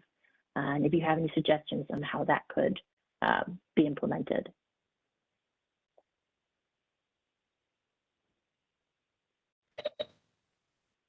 Can you rephrase the question? Sorry. Yes, of course. So there is a question about flexibility and learning about the plan implementing the plan that SoCalGas will propose.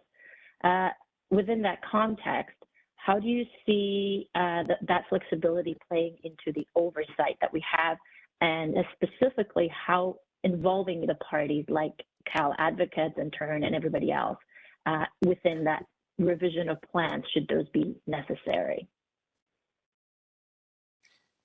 Yeah, we agree that, or we think after a pre-assessment, there should be revisions or kind of fine-tuning for the plan based on reasonable action that we can all comment on and agree on, and that should make sense, because now we have an action plan that the Commission adopted, and after a pre-assessment we have some findings or some modification that will help to improve the plan. So I don't see a reason why not. We improve it, we fine-tuning, we are flexible about it, and the Commission should, or we'll look at that changes, and if it seems reasonable, they adopt it. So that's something that we're open for it, and that's why we proposed the pre-assessment report after 1 year in order to do that. So we encourage that. Thank you, Mina. I appreciate it. And I did not mean to put you on the spot there, but it's helpful insight. There is an item that was discussed at some of the informal working groups with SoCalGas and Sempra and the parties.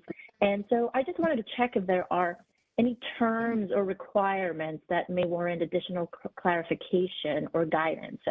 For example, there was the reference to the use of findings on item 2 of the Safety Culture Improvement Plan requirements, and just want to check back in with everybody and see if there's anything there that needs additional clarification.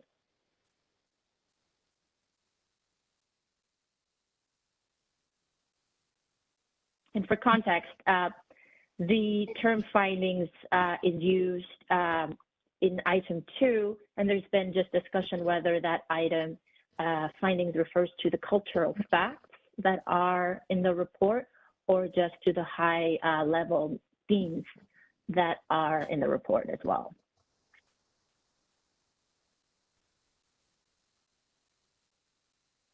Jason, please go ahead.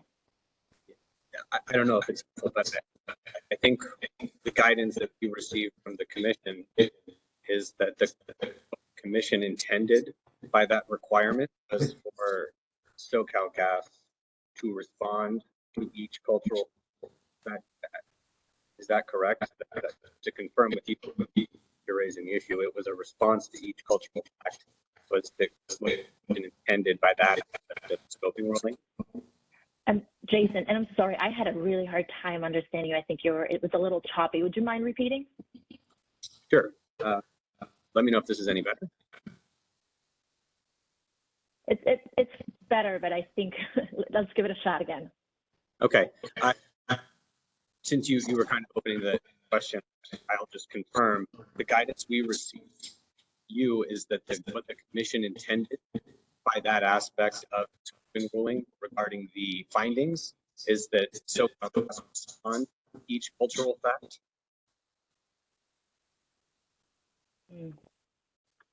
So, and I will clarify, I think that the guidance is issued by the commissioners. So what I think SPD wants to understand from everybody is whether those findings should be referring to cultural facts, or if not, then what is it that other parties interpret that as being and what it should be?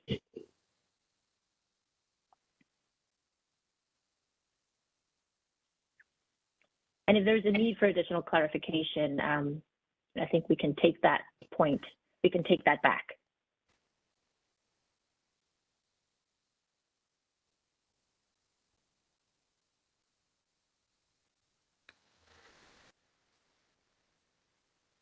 I think, Carolina, you're muted. We have a question. Yes, thank you, Mina. We have a question from David or a comment. Mr. Chang, I think with turn, will you please go ahead? Yeah, sure. Thank you. This is David. With regards to what we're just talking about right now, it's Turn's understanding that, well, at least it's Turn's recommendation that, you know, their TUI's report identify many areas in need of improvement, and you know, it lists those under each theme that it called, and you know, we would hope that all those areas in need of improvement will be addressed by the safety plan from SoCalGas, and so it is our expectation that whatever plan puts forward would be able to address each of those areas in need of improvement, and not just, you know, a high level overarching thing to say, oh, you know, we've addressed TUI's concerns. I think it's important that we are able to identify that those areas in need of improvement are indeed addressed by the plan. So that would be Turn's perspective. Thank you, Mr. Chang. SoCalGas, Sempra, curious if there is any response to Turn's recommendation?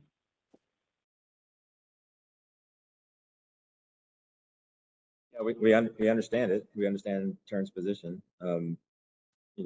This is a perception survey. So the things that are, factually accurate, we'll definitely explore all those areas.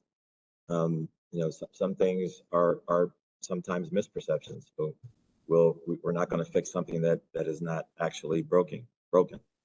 So yeah, we'll explore. We are in the process of exploring all the feedback from the survey. Again, as I mentioned earlier in my presentation, we're not just looking at the 4 themes. We're looking at all the underlying elements that led up to those 4 themes. Thank you, Mr. Williams. I think Dr. Fleming has a comment. Please go ahead, Dr. Fleming. I just wanted to be clear. The 2ECS report was not simply a perception assessment. So some of the findings were perceptions, which I think is what Mr. Williams was referring to, but the 2EC report was a comprehensive cultural assessment, and many of the facts are supported. And some of those facts were based on perceptions, which are in themselves important, but just want to be clear that the report was not a perception survey.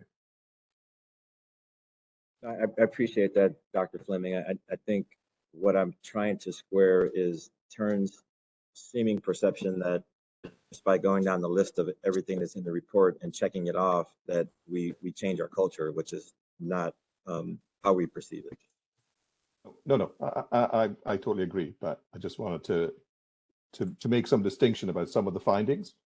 And yeah, I just, sometimes I can get confused. So, Dr. Fleming, I think it may be helpful if you could share with us a little bit about what perceptions mean in the context of the report, and what expected action would you want to see a company have when reading reading cultural findings such as the ones that are in the 2EC report? Yeah, so there's not a short answer to this, but I think the distinction to be made, and I think the one that Mr. Williams is making is, say for example, employees, there was a finding that a proportion of employees perceived that there were inadequate staffing levels, as an example. Okay, so that perception could be accurate, right? There could be too few, or it may be inaccurate in the sense that it's not the case, and we did not objectively check the extent to which staffing levels matched with job requirements, but it was a perception. So the next step is to probably establish, the extent to which, where is that perception coming from, and is it based on people's experience, where does that experience come from, and how do we address it? And some of it may be that you do need to adjust your staffing levels. And in other contexts, it may be that you need to work with people to try and understand why they perceive that, and how that, what changes will be made for them to change that perception, right? So I think there's that I think is the challenge. And in the 2EC report, we had a number of different methods that looked at things from a range of angles. So we had perceptions, say for example, captured in the perception survey. We also explored different perspectives through the focus groups and interviews. We looked at the documents to see, well, what was out there in a documented sense, and we did observations both of meetings and of work sites. And then when you start to look and tease between those 3 things, you start to get insight into the sort of cultural drivers, which is what the main sort of findings were about. So perceptions formed a part of it.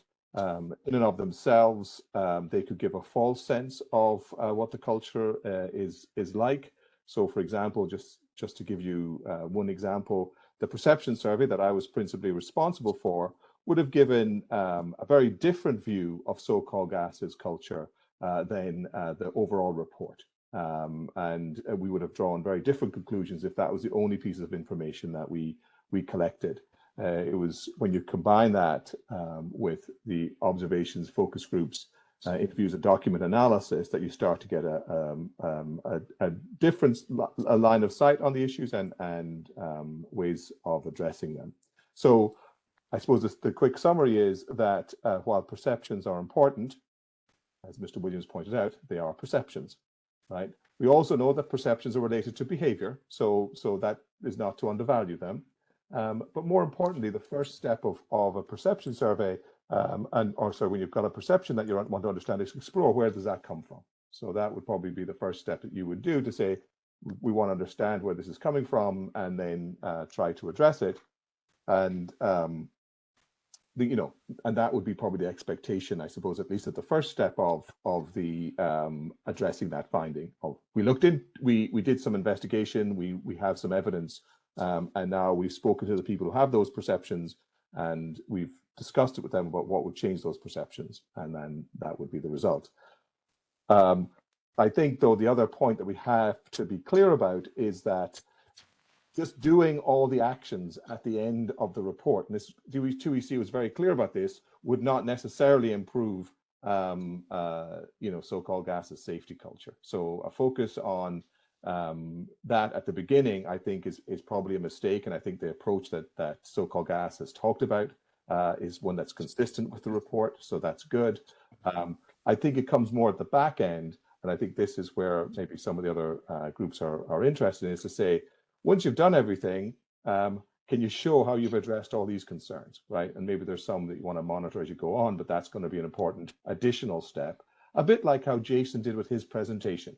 So Carolina had given him a set of questions to answer in his presentation. They gave the presentation, and then at the end came back, and actually it was actually Mr. Williams, like Cedric, who did this, came back and said, oh, look, here's all the stuff, here's all the points and questions that you asked. And here's how we answer them, right? So it may be that it looks like that at the end rather than an upfront focus. I think I'm consistent and agreeing with Mr. Williams that going up front and saying, here's all the findings and here's how we address them, I think it would be a real lost of opportunity of improvement. I think you could do all that and not improve at all, unfortunately. Thank you, Dr. Fleming. Appreciate the insights. We have a question for Mr. David Chang, so please go ahead, Mr. Chang. Hi, thank you. Thank you, Dr. Fleming. I think you articulated better than I did what I was trying to say. Obviously, we're not saying to check off the list, but if the plan at the end does not address the findings, then I think that's an issue. So I do also want to touch upon something that's concerning to Term, because in previous calls and including this call, I think SoCalGas has teed off some statements that are concerning to us. So in a few instances, SoCalGas has pointed to the 2EC report and say, these are aspirational. And they also said, well, this is not a finding.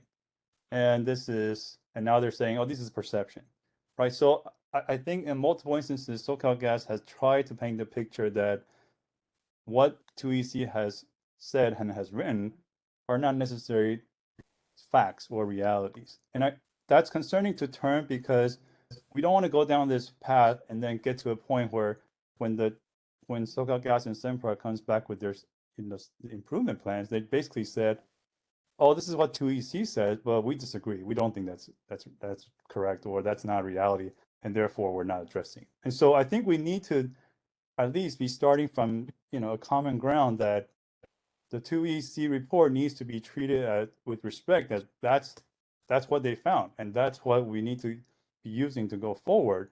If SoCalGas and Sempra want to challenge those findings, they need to do that upfront before we start spending all this time on trying to address a safety plan. We need to address that upfront and not see it later when the safety plan comes in. And so I think that's concerning, and we may need to talk about that. And if there are serious challenges, then we need to address those up front.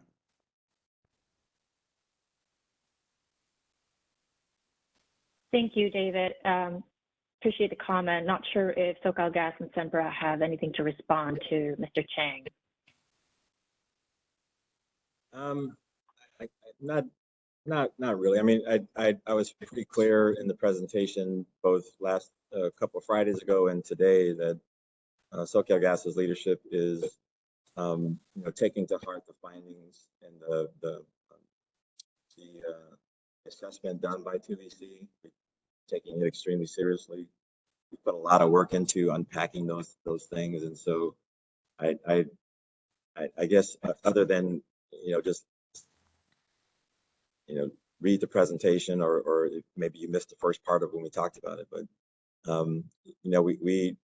we're not disputing the themes of the assessment. We're leaning into them and looking at it as an opportunity for us to get better.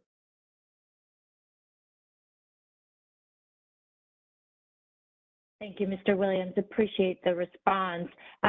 So seeing that we don't have any more questions on items 1 to 3, and we are getting close to ending this session, I do want to check if there's any comments from items 4 to 6. So IT host, if you wouldn't mind putting up the slide, I'd appreciate it, so we can show our attendees where we're at. We go to the next slide. And one more slide. One more slide. Thank you. So what you'll see on the screen, these are items 4 to 6, and for reference, for everybody's reference, these are on the slide. In summary, these ask the following.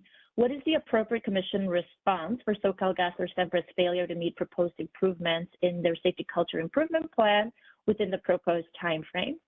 5, whether the commission should allow cost recovery for activities related to the safety culture assessment developing a safety improvement plan and for SoCalGas's implementation of a safety culture improvement plan, and whether the commission should condition cost recovery for the safety culture improvement plan on SoCalGas or Sempra's good faith efforts to develop and implement those plans based on performance metrics or some other indicators. And then 6, what expectations should the commission adopt in relation to SoCalGas and Sempra's flexibility to revise their safety culture improvement plan and their implementation so that continual improvement can be met without compromising accountability and transparency? So again, we realize these comments at this point, at this stage of development, are more conceptual as the plan is still under development, but it's still an opportunity to just begin thinking about the issues. And we did want to focus on items 1 to 3 earlier, but please raise your virtual hand and provide your comment or question, and we'll get to you in that order.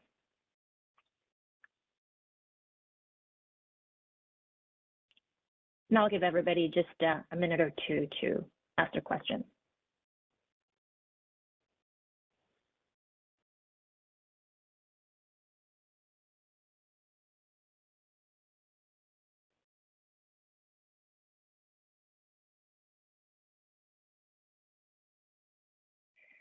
Well, it does not look like we have many questions, so I'm just going to quickly ask SoCalGas and Sempra in terms of timeline.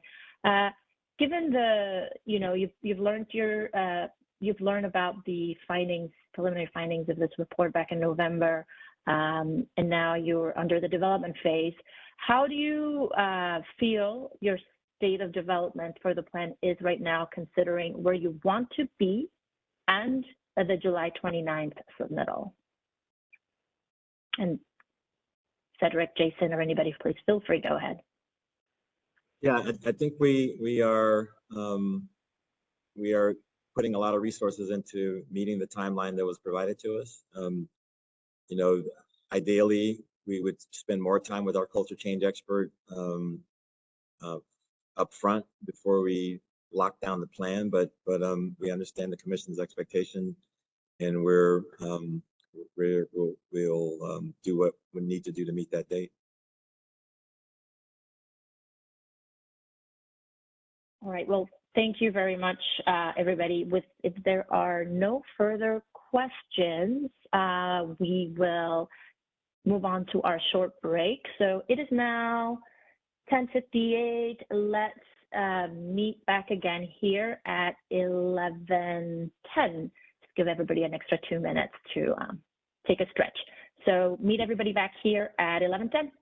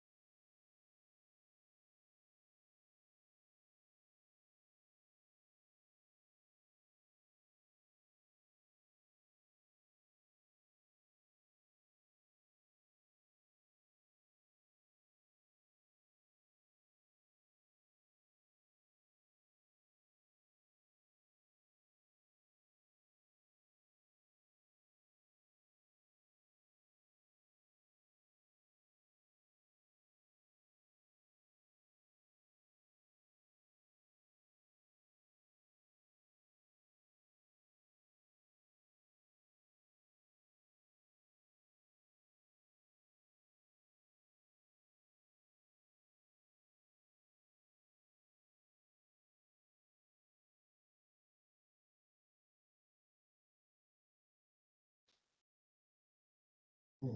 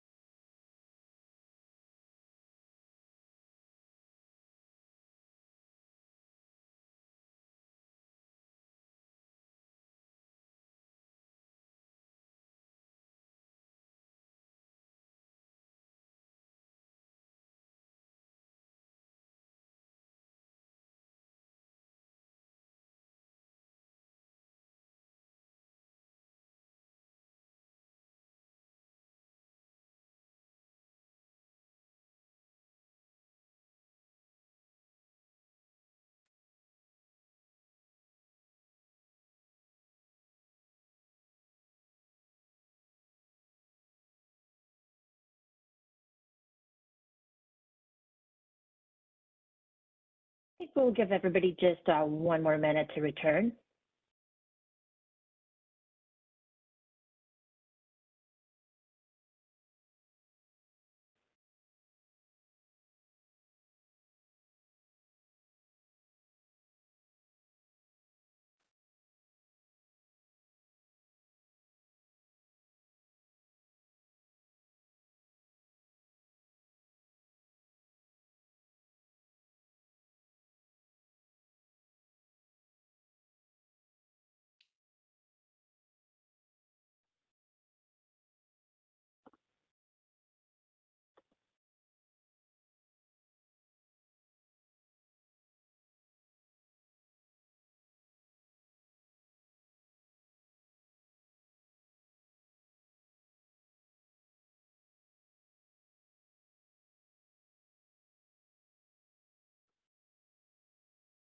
Okay, well, it is now 11:11, so hopefully we've gathered everybody back from stretch break.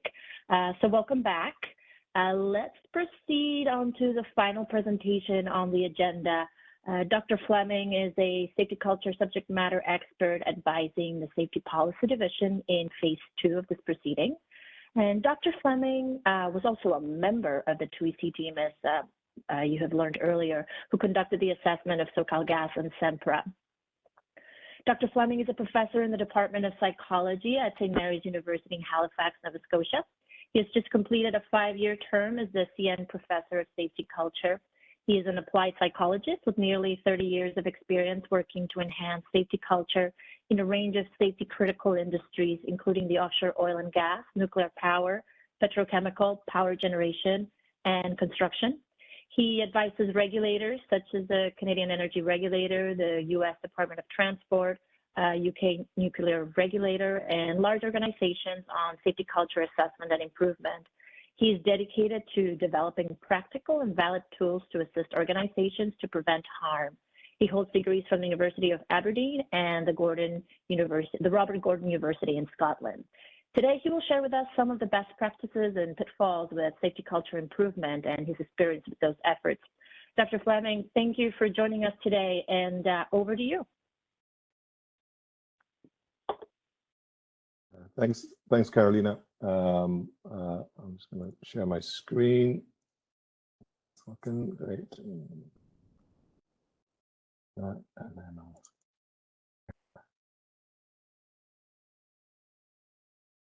So I can't see what you can see, but I want to be able to on that. We can see your slides. Okay, thank you.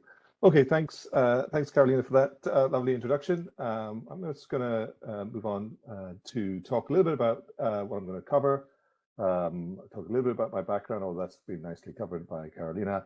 I'm going to talk mainly about the nature of safety culture change, some improvement strategies, and then talk about some things to avoid when we talk about safety culture change and safety culture change initiatives.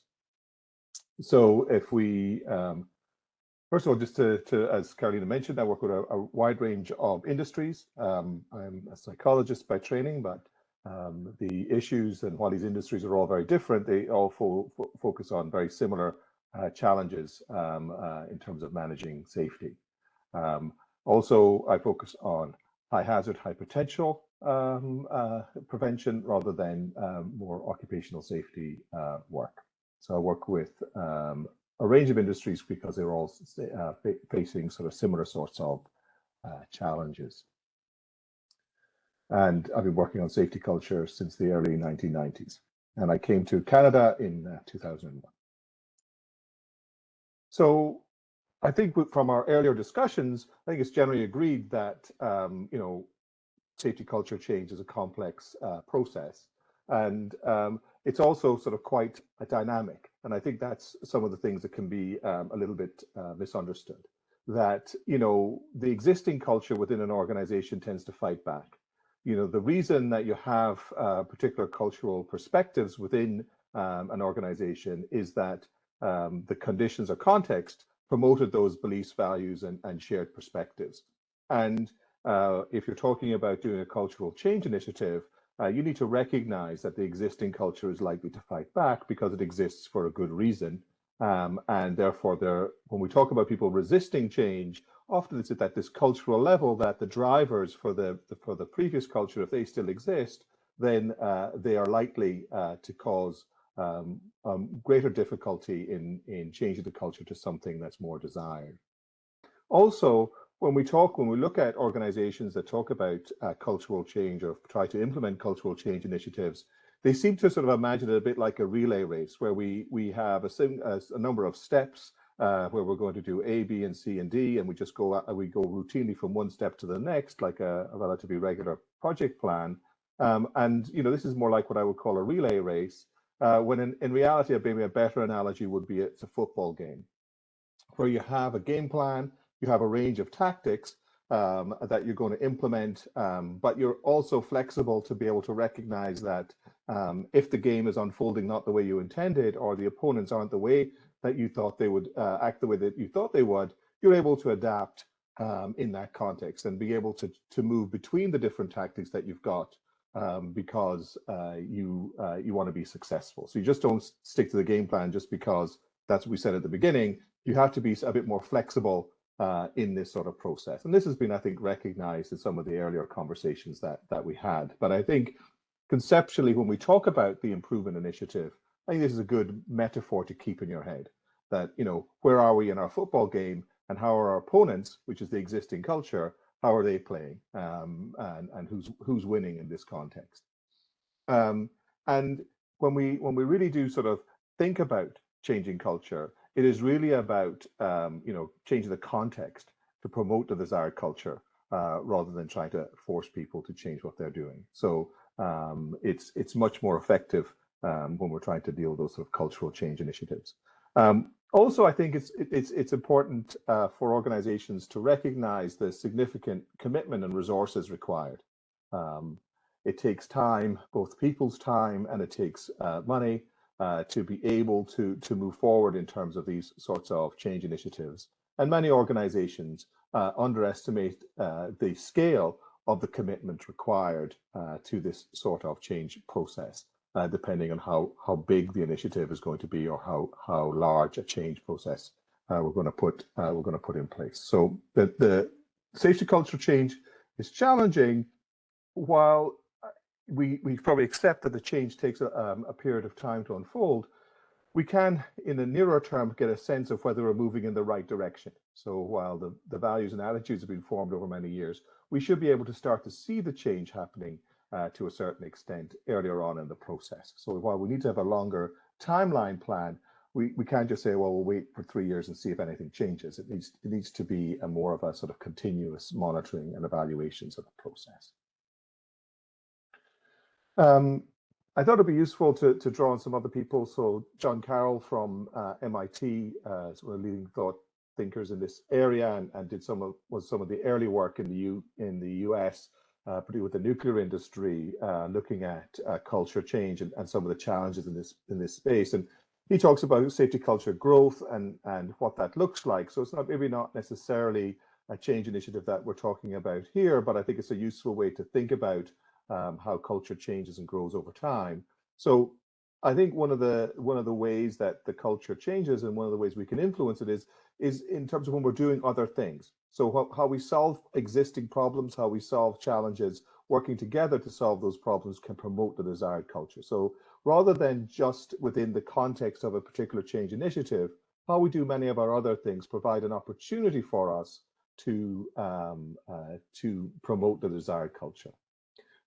We also want to be able to sort of get that sort of engagement of all parties into the process and also build their capacity in this space so that everybody understands what we're trying to achieve. And having obviously a tiered approach to this makes sense, where you engage your senior leaders and specialists first so that they build their capacity so that we understand what they're being asked to do, they understand the process, and then give other stakeholders that same knowledge and capacity to understand that process, I think is really important.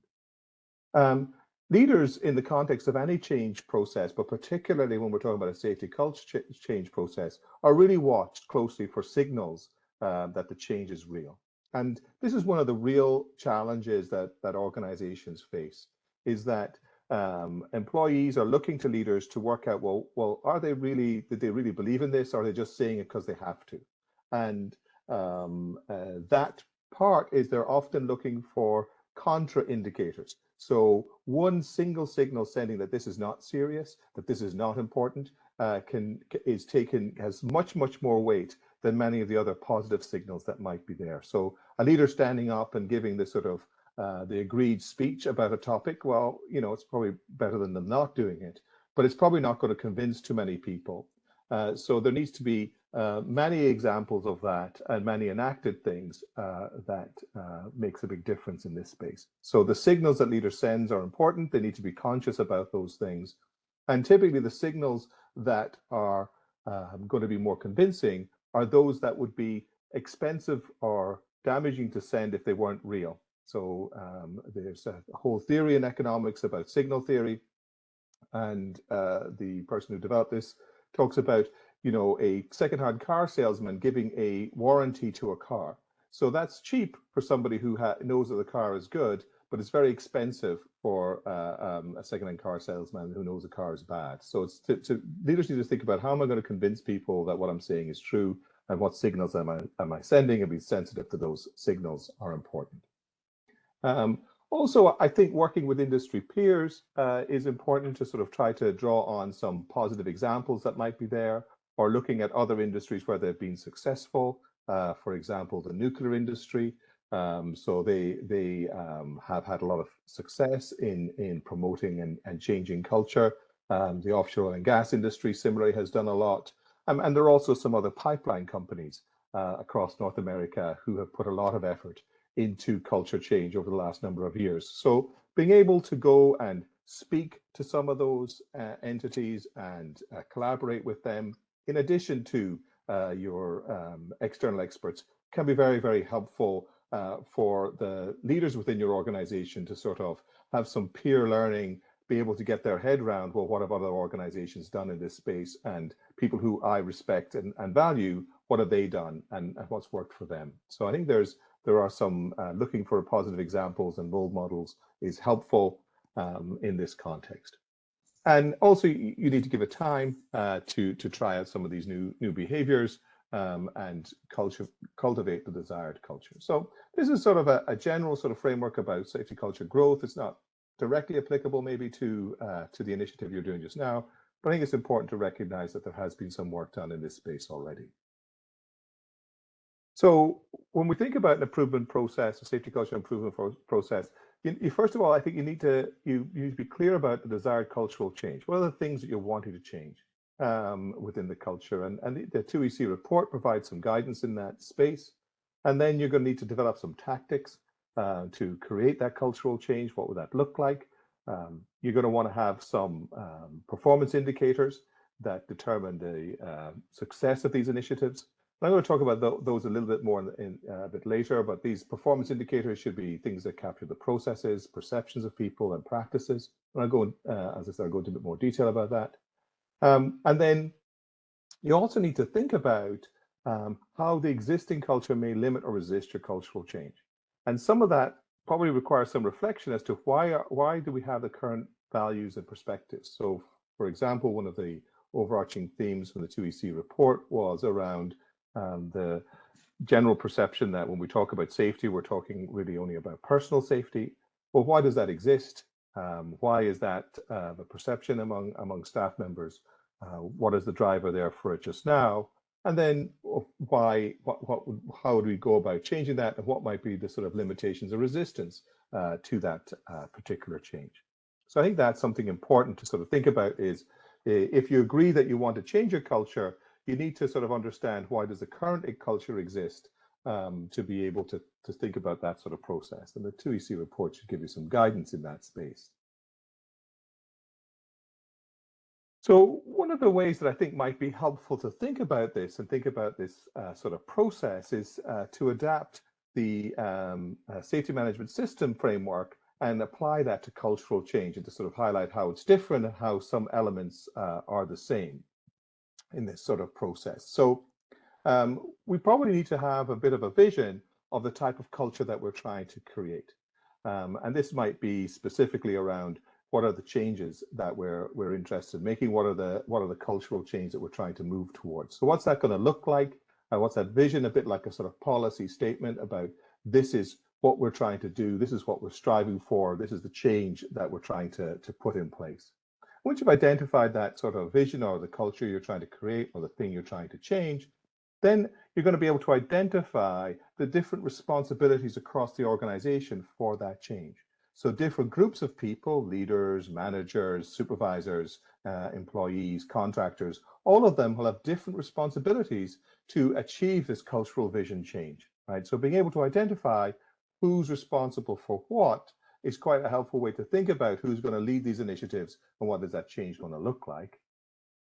And then you want to also think about, well, what specific plans and actions or processes are we going to put in place to enable people to meet those responsibilities and to achieve that safety culture vision. And then we're going to also have some form of assessment to try and understand the extent to which those plans and actions are working, right? Some form of evaluation or monitoring needs to be in place to say, well, are those plans and actions in place and are they working as intended? And then based on the output of the assessment, then we're going to review and refine our plan. So this is the idea of it being a continuous improvement process. And we're also probably going to have an audit component where we're going in and checking all of these elements to check that they are working in the way that we imagine they should be. So do people understand their responsibilities could be part of that. You know, are the plans and actions being implemented as intended? Has the assessment been conducted? Are we going about that sort of review and refine piece? And this is what we talk about, a sort of continuous improvement process around safety culture. So it's iterative. So we have a vision and we may modify that over time. We would, again, look at all the implications through that sort of process. So this is just a framework. It's a framework, not the framework. But it's a useful way, I think, for organizations when I work with them to think about all the different components that we're going to have to manage and think about when we go through a safety culture change initiative, whether it's large or small. These are all the different sort of component parts that organizations need to put in place. And one of the areas where organizations seem to struggle the most when they're trying to put in cultural change is in the area of that sort of ongoing assessment in terms of monitoring how we're doing in terms of our safety culture change process. So over the years, I've been doing a fair amount of work with organizations in terms of developing safety culture indicators. And one of the things I think that's important to sort of think about is to maybe categorize or group those safety culture indicators that could be created into these different categories. So processes. So we can go and look at the new processes and policies and procedures that we put in place. This may be a written document. It may be a training program. It may be just, like was mentioned earlier, the sort of We Lead program, like a management worksite visit program. So these are all programs that you can sort of document, and someone can go and look at and say, well, here are the systems that we've put in place to promote a particular aspect of safety culture. So if we're wanting to say we want more ways for managers to demonstrate commitment to safety, then a We Lead program would be one of those processes. So it's a process, it's a piece of documentation. We can also look at perceptions. So this is how people perceive or have an experience within the culture. So to what extent do people who work in the organization perceive that there's a just culture would be one way that you could get a sense of, is the culture changing? So are the perceptions changing? So that's another set of indicators that could be in this space where we're measuring on a more frequent basis the perceptions of members in terms of their experience of these processes that we've put in place. So to give you a more specific example, you've introduced your We Lead program. You could also capture in a more systematic way the perceptions of the employees who interact with those managers to see, is it having the desired impact on their perception. So did it work in practice in that sense? And then we have practices, which are the things that people do and how work is done. And so this might be also maybe seen as maybe the outcomes of the culture. So to what extent is the change in a process being reflected in how the work is done, the output of that work, how things have changed in terms of evidence in a workplace. So for example, if we talk about changing our incident investigation process to be more focused on learning, then we would see more evidence of learning when we do those investigations in comparison to the past. If we are saying that we're going to do more about learning about sort of engaging employees in decisions, we would see more evidence of employee decision input in the final decision that we make as an organization. So these are what we could call practices or outcomes of the culture, which we can go and observe. So these would be the three broad categories for ways of safety culture indicators. And the challenge with any safety culture indicator is that there's a potential for it being distorted. And the further down the list you go, the less likely they are to be distorted. So you could easily put a process in place but never actually implement it. So it's not really having any impact on culture change. While if you can see the change in the practices, that's maybe stronger evidence. So all of them are subject to being biased or distorted for a range of different reasons. But what's important is to recognize the limitations of these. So if all the indicators were process indicators, we probably wouldn't have too much confidence that the culture was changing. So you would want to have a mixture of all three types of indicators when we talk about safety culture indicators to assess performance as we go forward. And here's just an example of that. So leadership commitment to safety is maybe is the cultural issue that we're trying to maybe address or promote. So we could have perceptions of leadership commitment, the extent to which leaders are perceived to be committed to safety. So we could measure that with a survey or with other instruments. We have process leadership. So what are the processes in place to promote leadership commitment? So that would be worksite visits, leadership training. These would all be under the processes segment. And then practices, which would be the behavior of the leaders and also their decisions and actions around safety. So you can imagine that you would have indicators in each of the three categories if we really want to understand the extent to which leadership and commitment to safety is changing over time.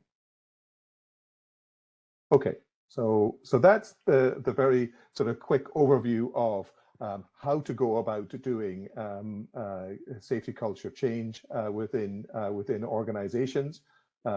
I'm just going to sort of quickly list some of the traps that organizations can fall into in this cultural change sort of process. And this draws a lot on the work of Mats Alvesson and also my own experience in this space. So probably the first one that you tend to find is limited meaningful senior leader engagement, and what I might call passive support. So in my experience, you turn up, you talk to the senior leadership team, and they all nod and say, great idea, love it, we're really behind you. And I suppose I experienced this as a bunch of nodding donkeys, right? They haven't really thought about anything that I'm saying. They're sort of, oh, it's all great. And they all sort of seem to think that this is going to happen to somebody else, right? And I usually stop the process at that point and say, look, let's just be blunt. The reason we're doing this culture change is because you guys are idiots and you're the people who need to change first. And, you know, it can usually often be a relatively short consultancy engagement after that. But I suppose the point that we're trying to make in that context is to say that the leaders really need to engage in that. And one way to judge the level of the engagement is how much resistance you're getting. If everyone is just nodding their head saying this is a great idea, they haven't listened or understood, right? Because in general, what we're really saying is we need you to change how you think about something. And that's something that's going to be a bit uncomfortable. So if people aren't uncomfortable, it's not really working, would be the point that I'm making to you. So you should be feeling resistance. And if you're not feeling resistance, you're not pushing at the right spots. Also, there's a tendency to sort of just focus totally on a top-down approach. And this sort of fits with this idea that it's other people who need to change rather than everybody. So the leadership team, the safety people, the professionals, they all need to acknowledge that everybody's going to change here, and that what we're trying to do is enable change, not to enforce change. So we're enable people to change and grow, rather than saying, you guys down here doing the front line, you need to change your attitudes because we don't like the look of them, right? So it's a top-down approach. Yes, we definitely need to engage leaders, and they need to understand the process, but focusing exclusively on top-down is not going to work. I think another mistake that organizations often fall into is that they see a safety culture improvement as additive rather than actually changing anything. So it's not just about, oh, well, this is another nice thing to add on to our systems. Really what we're saying is we're taking some stuff away and we're changing how we're approaching things. So we're changing our perspective. We're changing how we view the world, which is a more uncomfortable thing. So you have to recognize it as change, not as additive, not just, oh, we're just adding this nice new thing on top of everything else we're doing. Actually, this is about changing how we do things, not necessarily the things that we do. Again, organizations underestimated the resources, especially time. So people are expected to do all the work that they were doing in the past, which kept them busy, and now do this as well. And that's not going to work. You need to allocate time to people, which may in fact require hiring more people, right? So there is a real significant resource implications of this issue, and organizations, firstly, universally underestimate the amount of resource required. They think about it as the direct cost resources, which is, consultant time and those sorts of things, rather than the real cost, which is staff time. And as I mentioned before, they tend to view it as a linear project implementation done as any other project change initiative, which is not the case. There's an over-reliance on training. So there's a belief that somehow by putting everybody through a training course that the culture is going to change. And while training can be a part of it, it actually should be a much smaller part of the change process, right? It's a lot more about changing how we do things rather than focusing on just sending everybody through a training program. There has a tendency to be a focus on values, which are often abstract and vague. Nobody disagrees with them, but unlikely to be used in practice. Again, sometimes organizations want to focus much more on the slickness of their presentation material rather than the meaning of it, which is, from my perspective, not a good use of resources.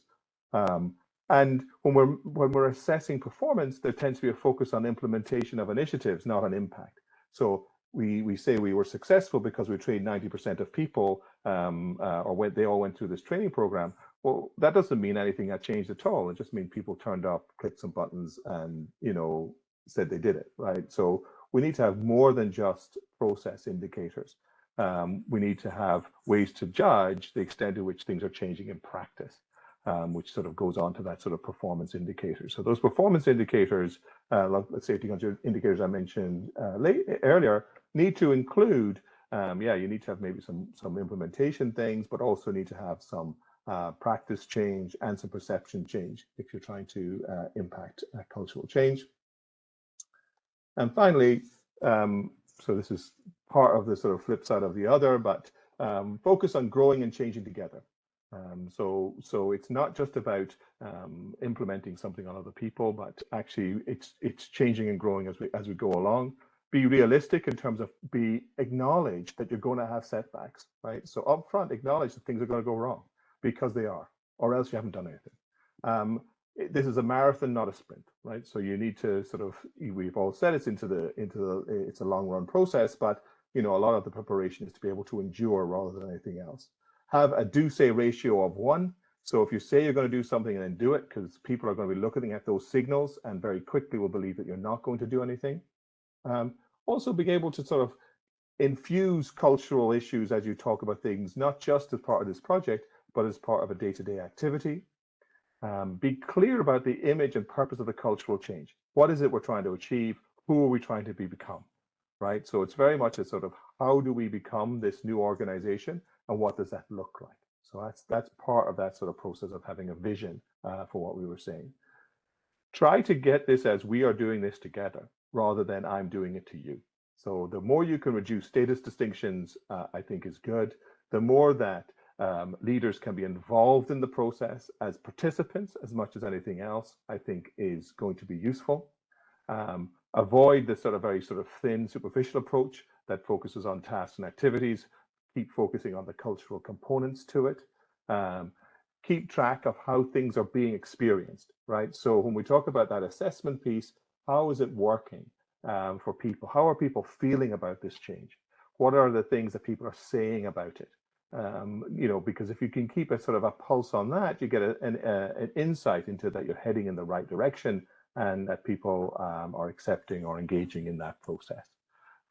And again, you know, this is a football match, not a relay. So the sort of idea that we've got 22 steps and we're going to go through the steps and everything's going to be fine is unlikely to work. And I think we've already sort of tapped on that earlier on in the discussion. So just to summarize, safety culture improvement is complex and difficult. I think, as was mentioned by Cedric Williams earlier, it's a journey, not a destination. I think the thing that we should sort of really think about is important to understand the drivers of the current culture, because if they're still there, it's going to be very, very difficult to change anything meaningful over time. So if you haven't changed the drivers of the culture, then making sustainable change is going to be virtually impossible. Do not allow leaders to passively resist or opt out of the process. So they become huge problems later on. So you may not want to fight with the finance guy on day one, but ultimately, if you don't have that fight, if that person is not engaged in the process, then you know, they're going to become a problem later. So the people who are sitting there not saying anything often are going to be problematic as time unfolds. And have a game plan for when things go wrong and how you're going to be able to deal with either groups that don't support the change or events that happen to undermine the change, right? Change in leadership, other financial events that occur in this sort of process. So a lot of stuff can happen. Pandemics, just as one example. How do we sort of have at least a plan, not to predict what they're going to be, but be able to say, if we have these sorts of setbacks, how are we going to regroup and have some sort of game plan for that? So that's all I have to share for you. People will get access to my presentation, which actually has some more slides that were hidden for this. And here are some references that you might find helpful as part of the guidance around safety culture change and some of the material I drew upon to prepare this presentation. Thank you, Dr. Fleming. And for everybody, we will be sharing the slides with the service list, and we've also circulated some reference material, but I think Dr. Fleming has some additional items in there. So do reach out if you have any questions or trouble accessing any of it.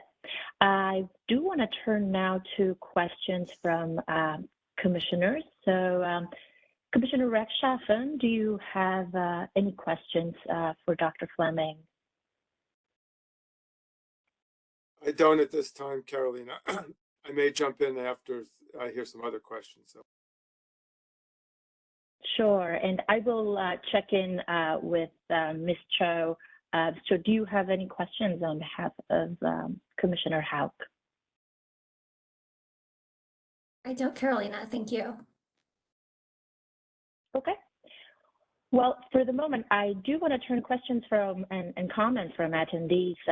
Just a reminder to raise your virtual hand and we'll get to you in that order. So please do go ahead if you have any questions for Dr. Fleming. I'll give you a few minutes to go ahead.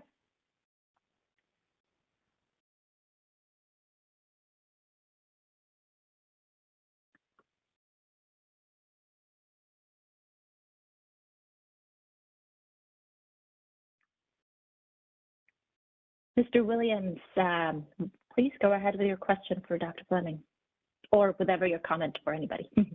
Yeah, not a question, but just a comment. I just wanted to say thanks for this outline. I'm happy that it aligns with a lot of how we're thinking about it, but it's really instructive in terms of a framework and especially the tips for success and things to avoid. So thank you for presenting this. Thank you, Mr. Williams. We don't seem to have any questions right now. I don't see any question in our chat either. So perhaps I thought I would check with Dr. Fleming and with Sempra and SoCalGas. First, this question is to SoCalGas. So Dr. Fleming had some views about how the existing culture resists change and fights back. So I was curious if you could share with us, and I wonder if there's also anybody from Sempra on the line, if you could share with us how you anticipate to evaluate, or if you do at all, evaluate the challenges with your existing culture in order to move forward with a plan. I guess I'll start by saying, on a positive note, that the leadership team has been receptive to, being self-critical and looking at the opportunities as opportunities, right? And we're not being defensive about it. We're not saying we disagree with it. We're saying, hey, these are things that we should get better at and continue to work on. And I've been around our company for a while, and change is hard, and that's just human nature. But I think starting with getting the leadership team on board, and then getting our safety professionals aligned around a path forward. As resistance happens, we'll go through iterations to help explain and be clear about the benefits, and not be averse to multiple rounds of communication around things to get people to buy in and understand it, and really kind of pull ideas from different layers in the organization to try to get people to see this as something that we're doing together. Carolina, this is Stacy. I'm actually still on the line for Sempra, so I can just respond. I mean, I think it's going to be, as Mark said, the real challenge comes when you really push resistance, then you're not improving. Well, those times are going to come, and I think it's like anything else, with support at the top and from different people in different roles, you come together and you work through those issues. And I think that's why having an outside consultant is going to be so important to that process. But until we're there, I mean, I don't have an answer for you of how we're going to march through that and address that yet. But I mean, I think it's important to understand the challenges will come, and then you have to work through them, and like anything else. But I can say, one of Sempra's key values is to be a high performing company, right? To drive performance, and people and culture are part of that. And to be high performing, you have to be able to find those weaknesses and find ways to improve. And so, if management really means what they say about those values, then we're going to find a way. Thank you for that, Stacy. Along the lines of Sempra's coordination, I was curious if maybe you had mentioned earlier, Stacy, that one of the challenges you had found was, for example, getting a consultant with more experience with parent companies and cultural change in that arena. So I was curious if maybe Dr. Fleming has any advice to share or any pitfalls to avoid related to cultural change when you have a parent company involved in the process as well. And again, sorry to put you on the spot, Dr. Fleming, but we appreciate your input. Yeah, so I mean, again, it's different.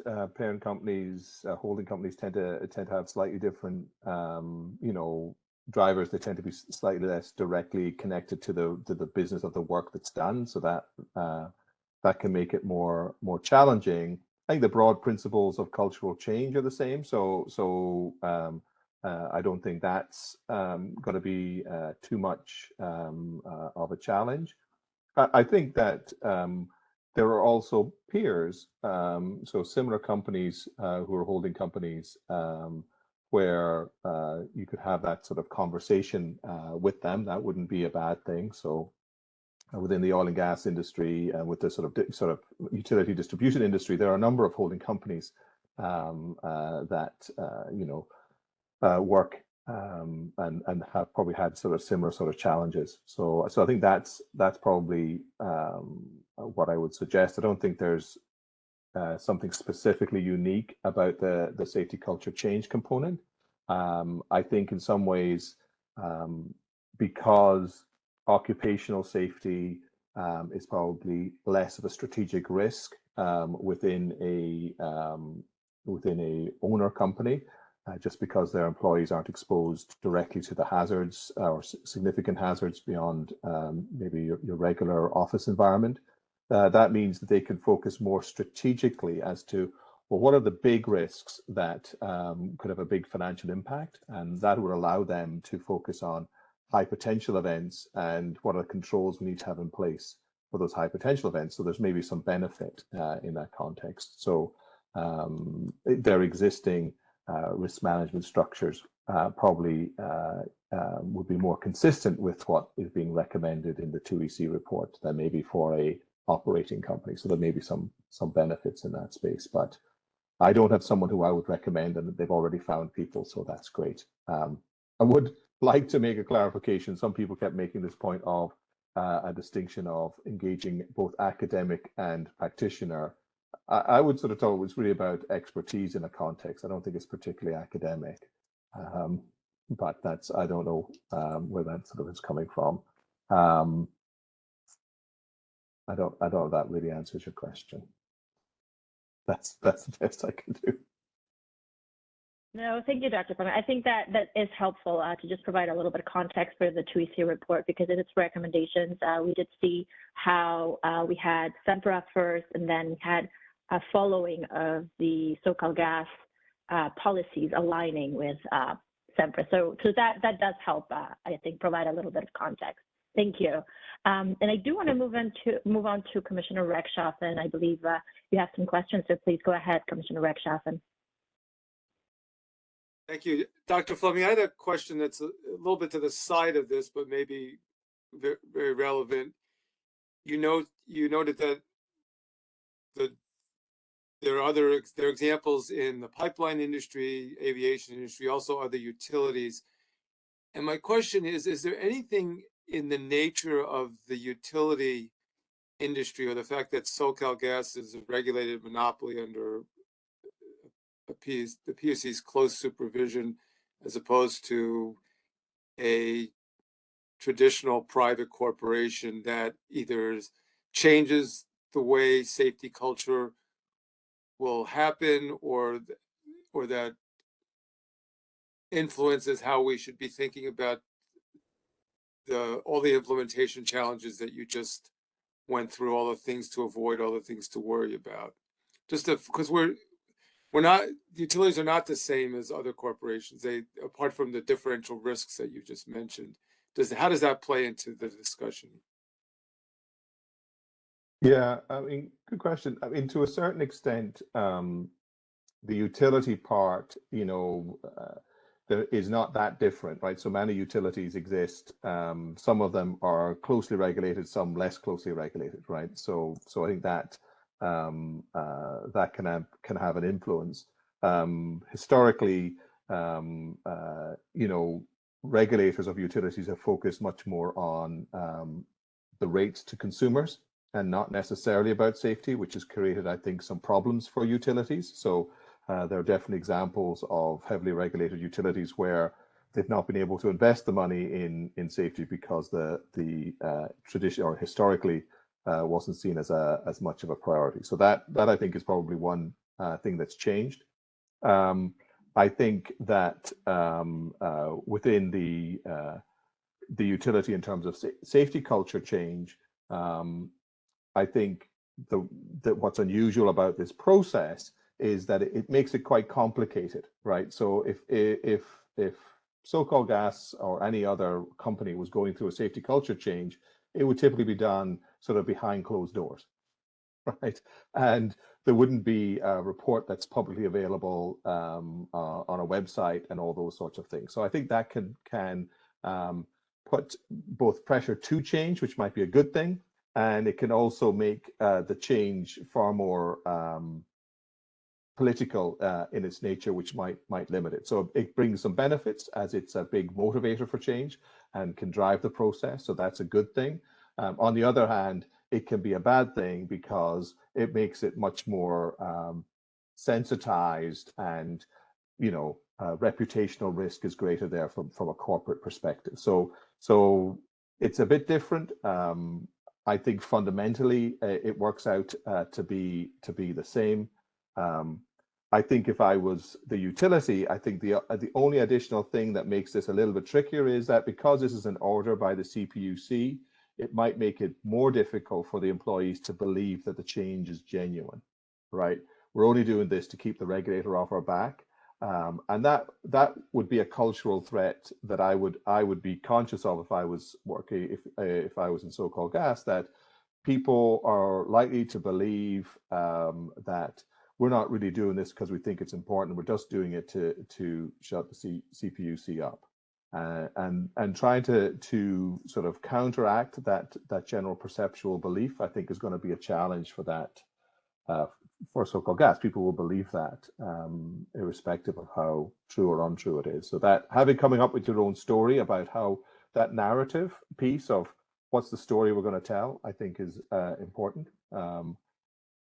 And I, you know, part of the CPUC report also highlighted, sorry, the 2EC report highlighted, you know, the way CPUC approaches regulation is quite prescriptive, which then results in a compliance sort of mindset. So it's important as we go forward in this process that, you know, SoCalGas is given the space and freedom to come up with its own solutions, even when we know now that some of those solutions are not going to work, right? They're going to get stuff wrong.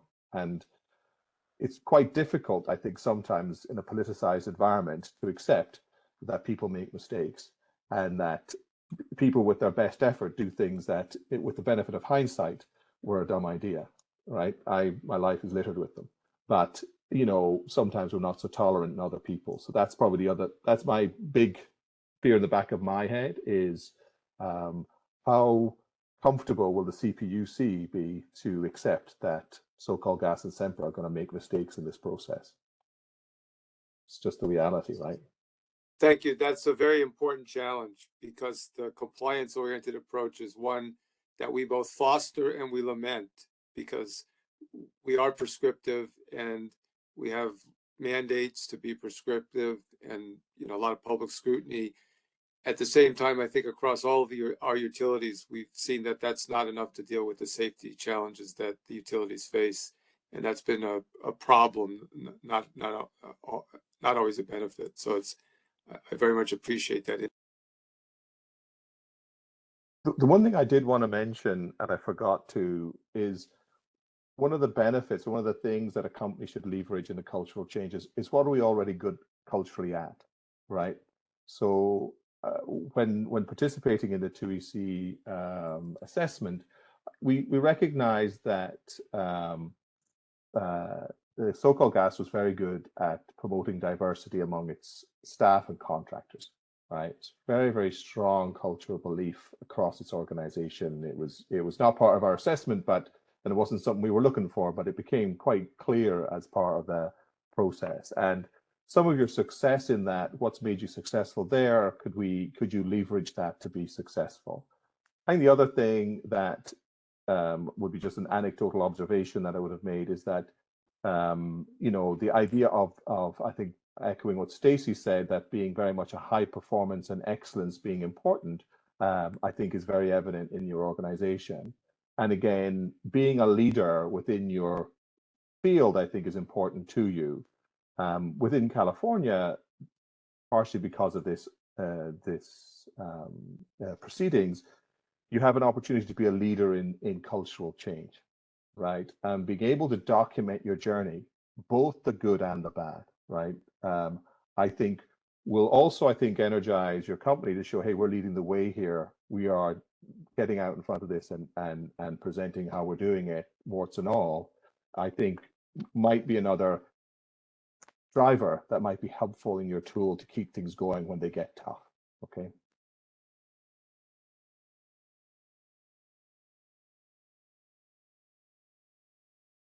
Thank you, Commissioner. Dr. Fleming. I think I'm going to give it just 1 minute for any additional questions. And if not, then we can adjourn, but I'll give it 1 more minute.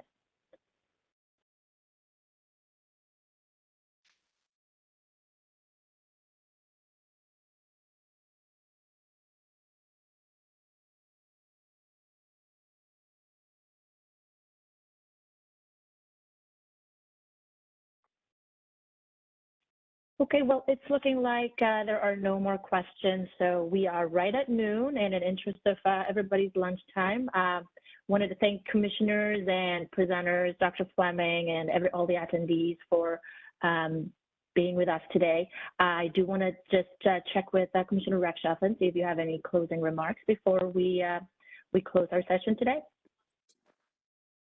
Thank you, Carolina, and your colleagues for organizing this, and thank you to Sempra and SoCalGas and Dr. Fleming for your helpful and informative remarks. Look forward to the plan. We'll get it soon, and appreciate all the work on this. Thank you. So with that, we will be making the slides available and the recording available. The service list will also post it to the Safety, Culture, and Governance branches section on the CPUC's website, just for anybody that would like to download them there. And if you do have any questions, please feel free to reach out to me in the meantime. We will be expecting SoCalGas's plan on July 29th. And then we'll be planning one or a series of workshops on the plan itself. So I appreciate everybody's attendance and engagement. And with that, I think we are closing today's event. So thank you, everybody. And we will be here for any questions offline, should you have any. Thanks a lot, everyone.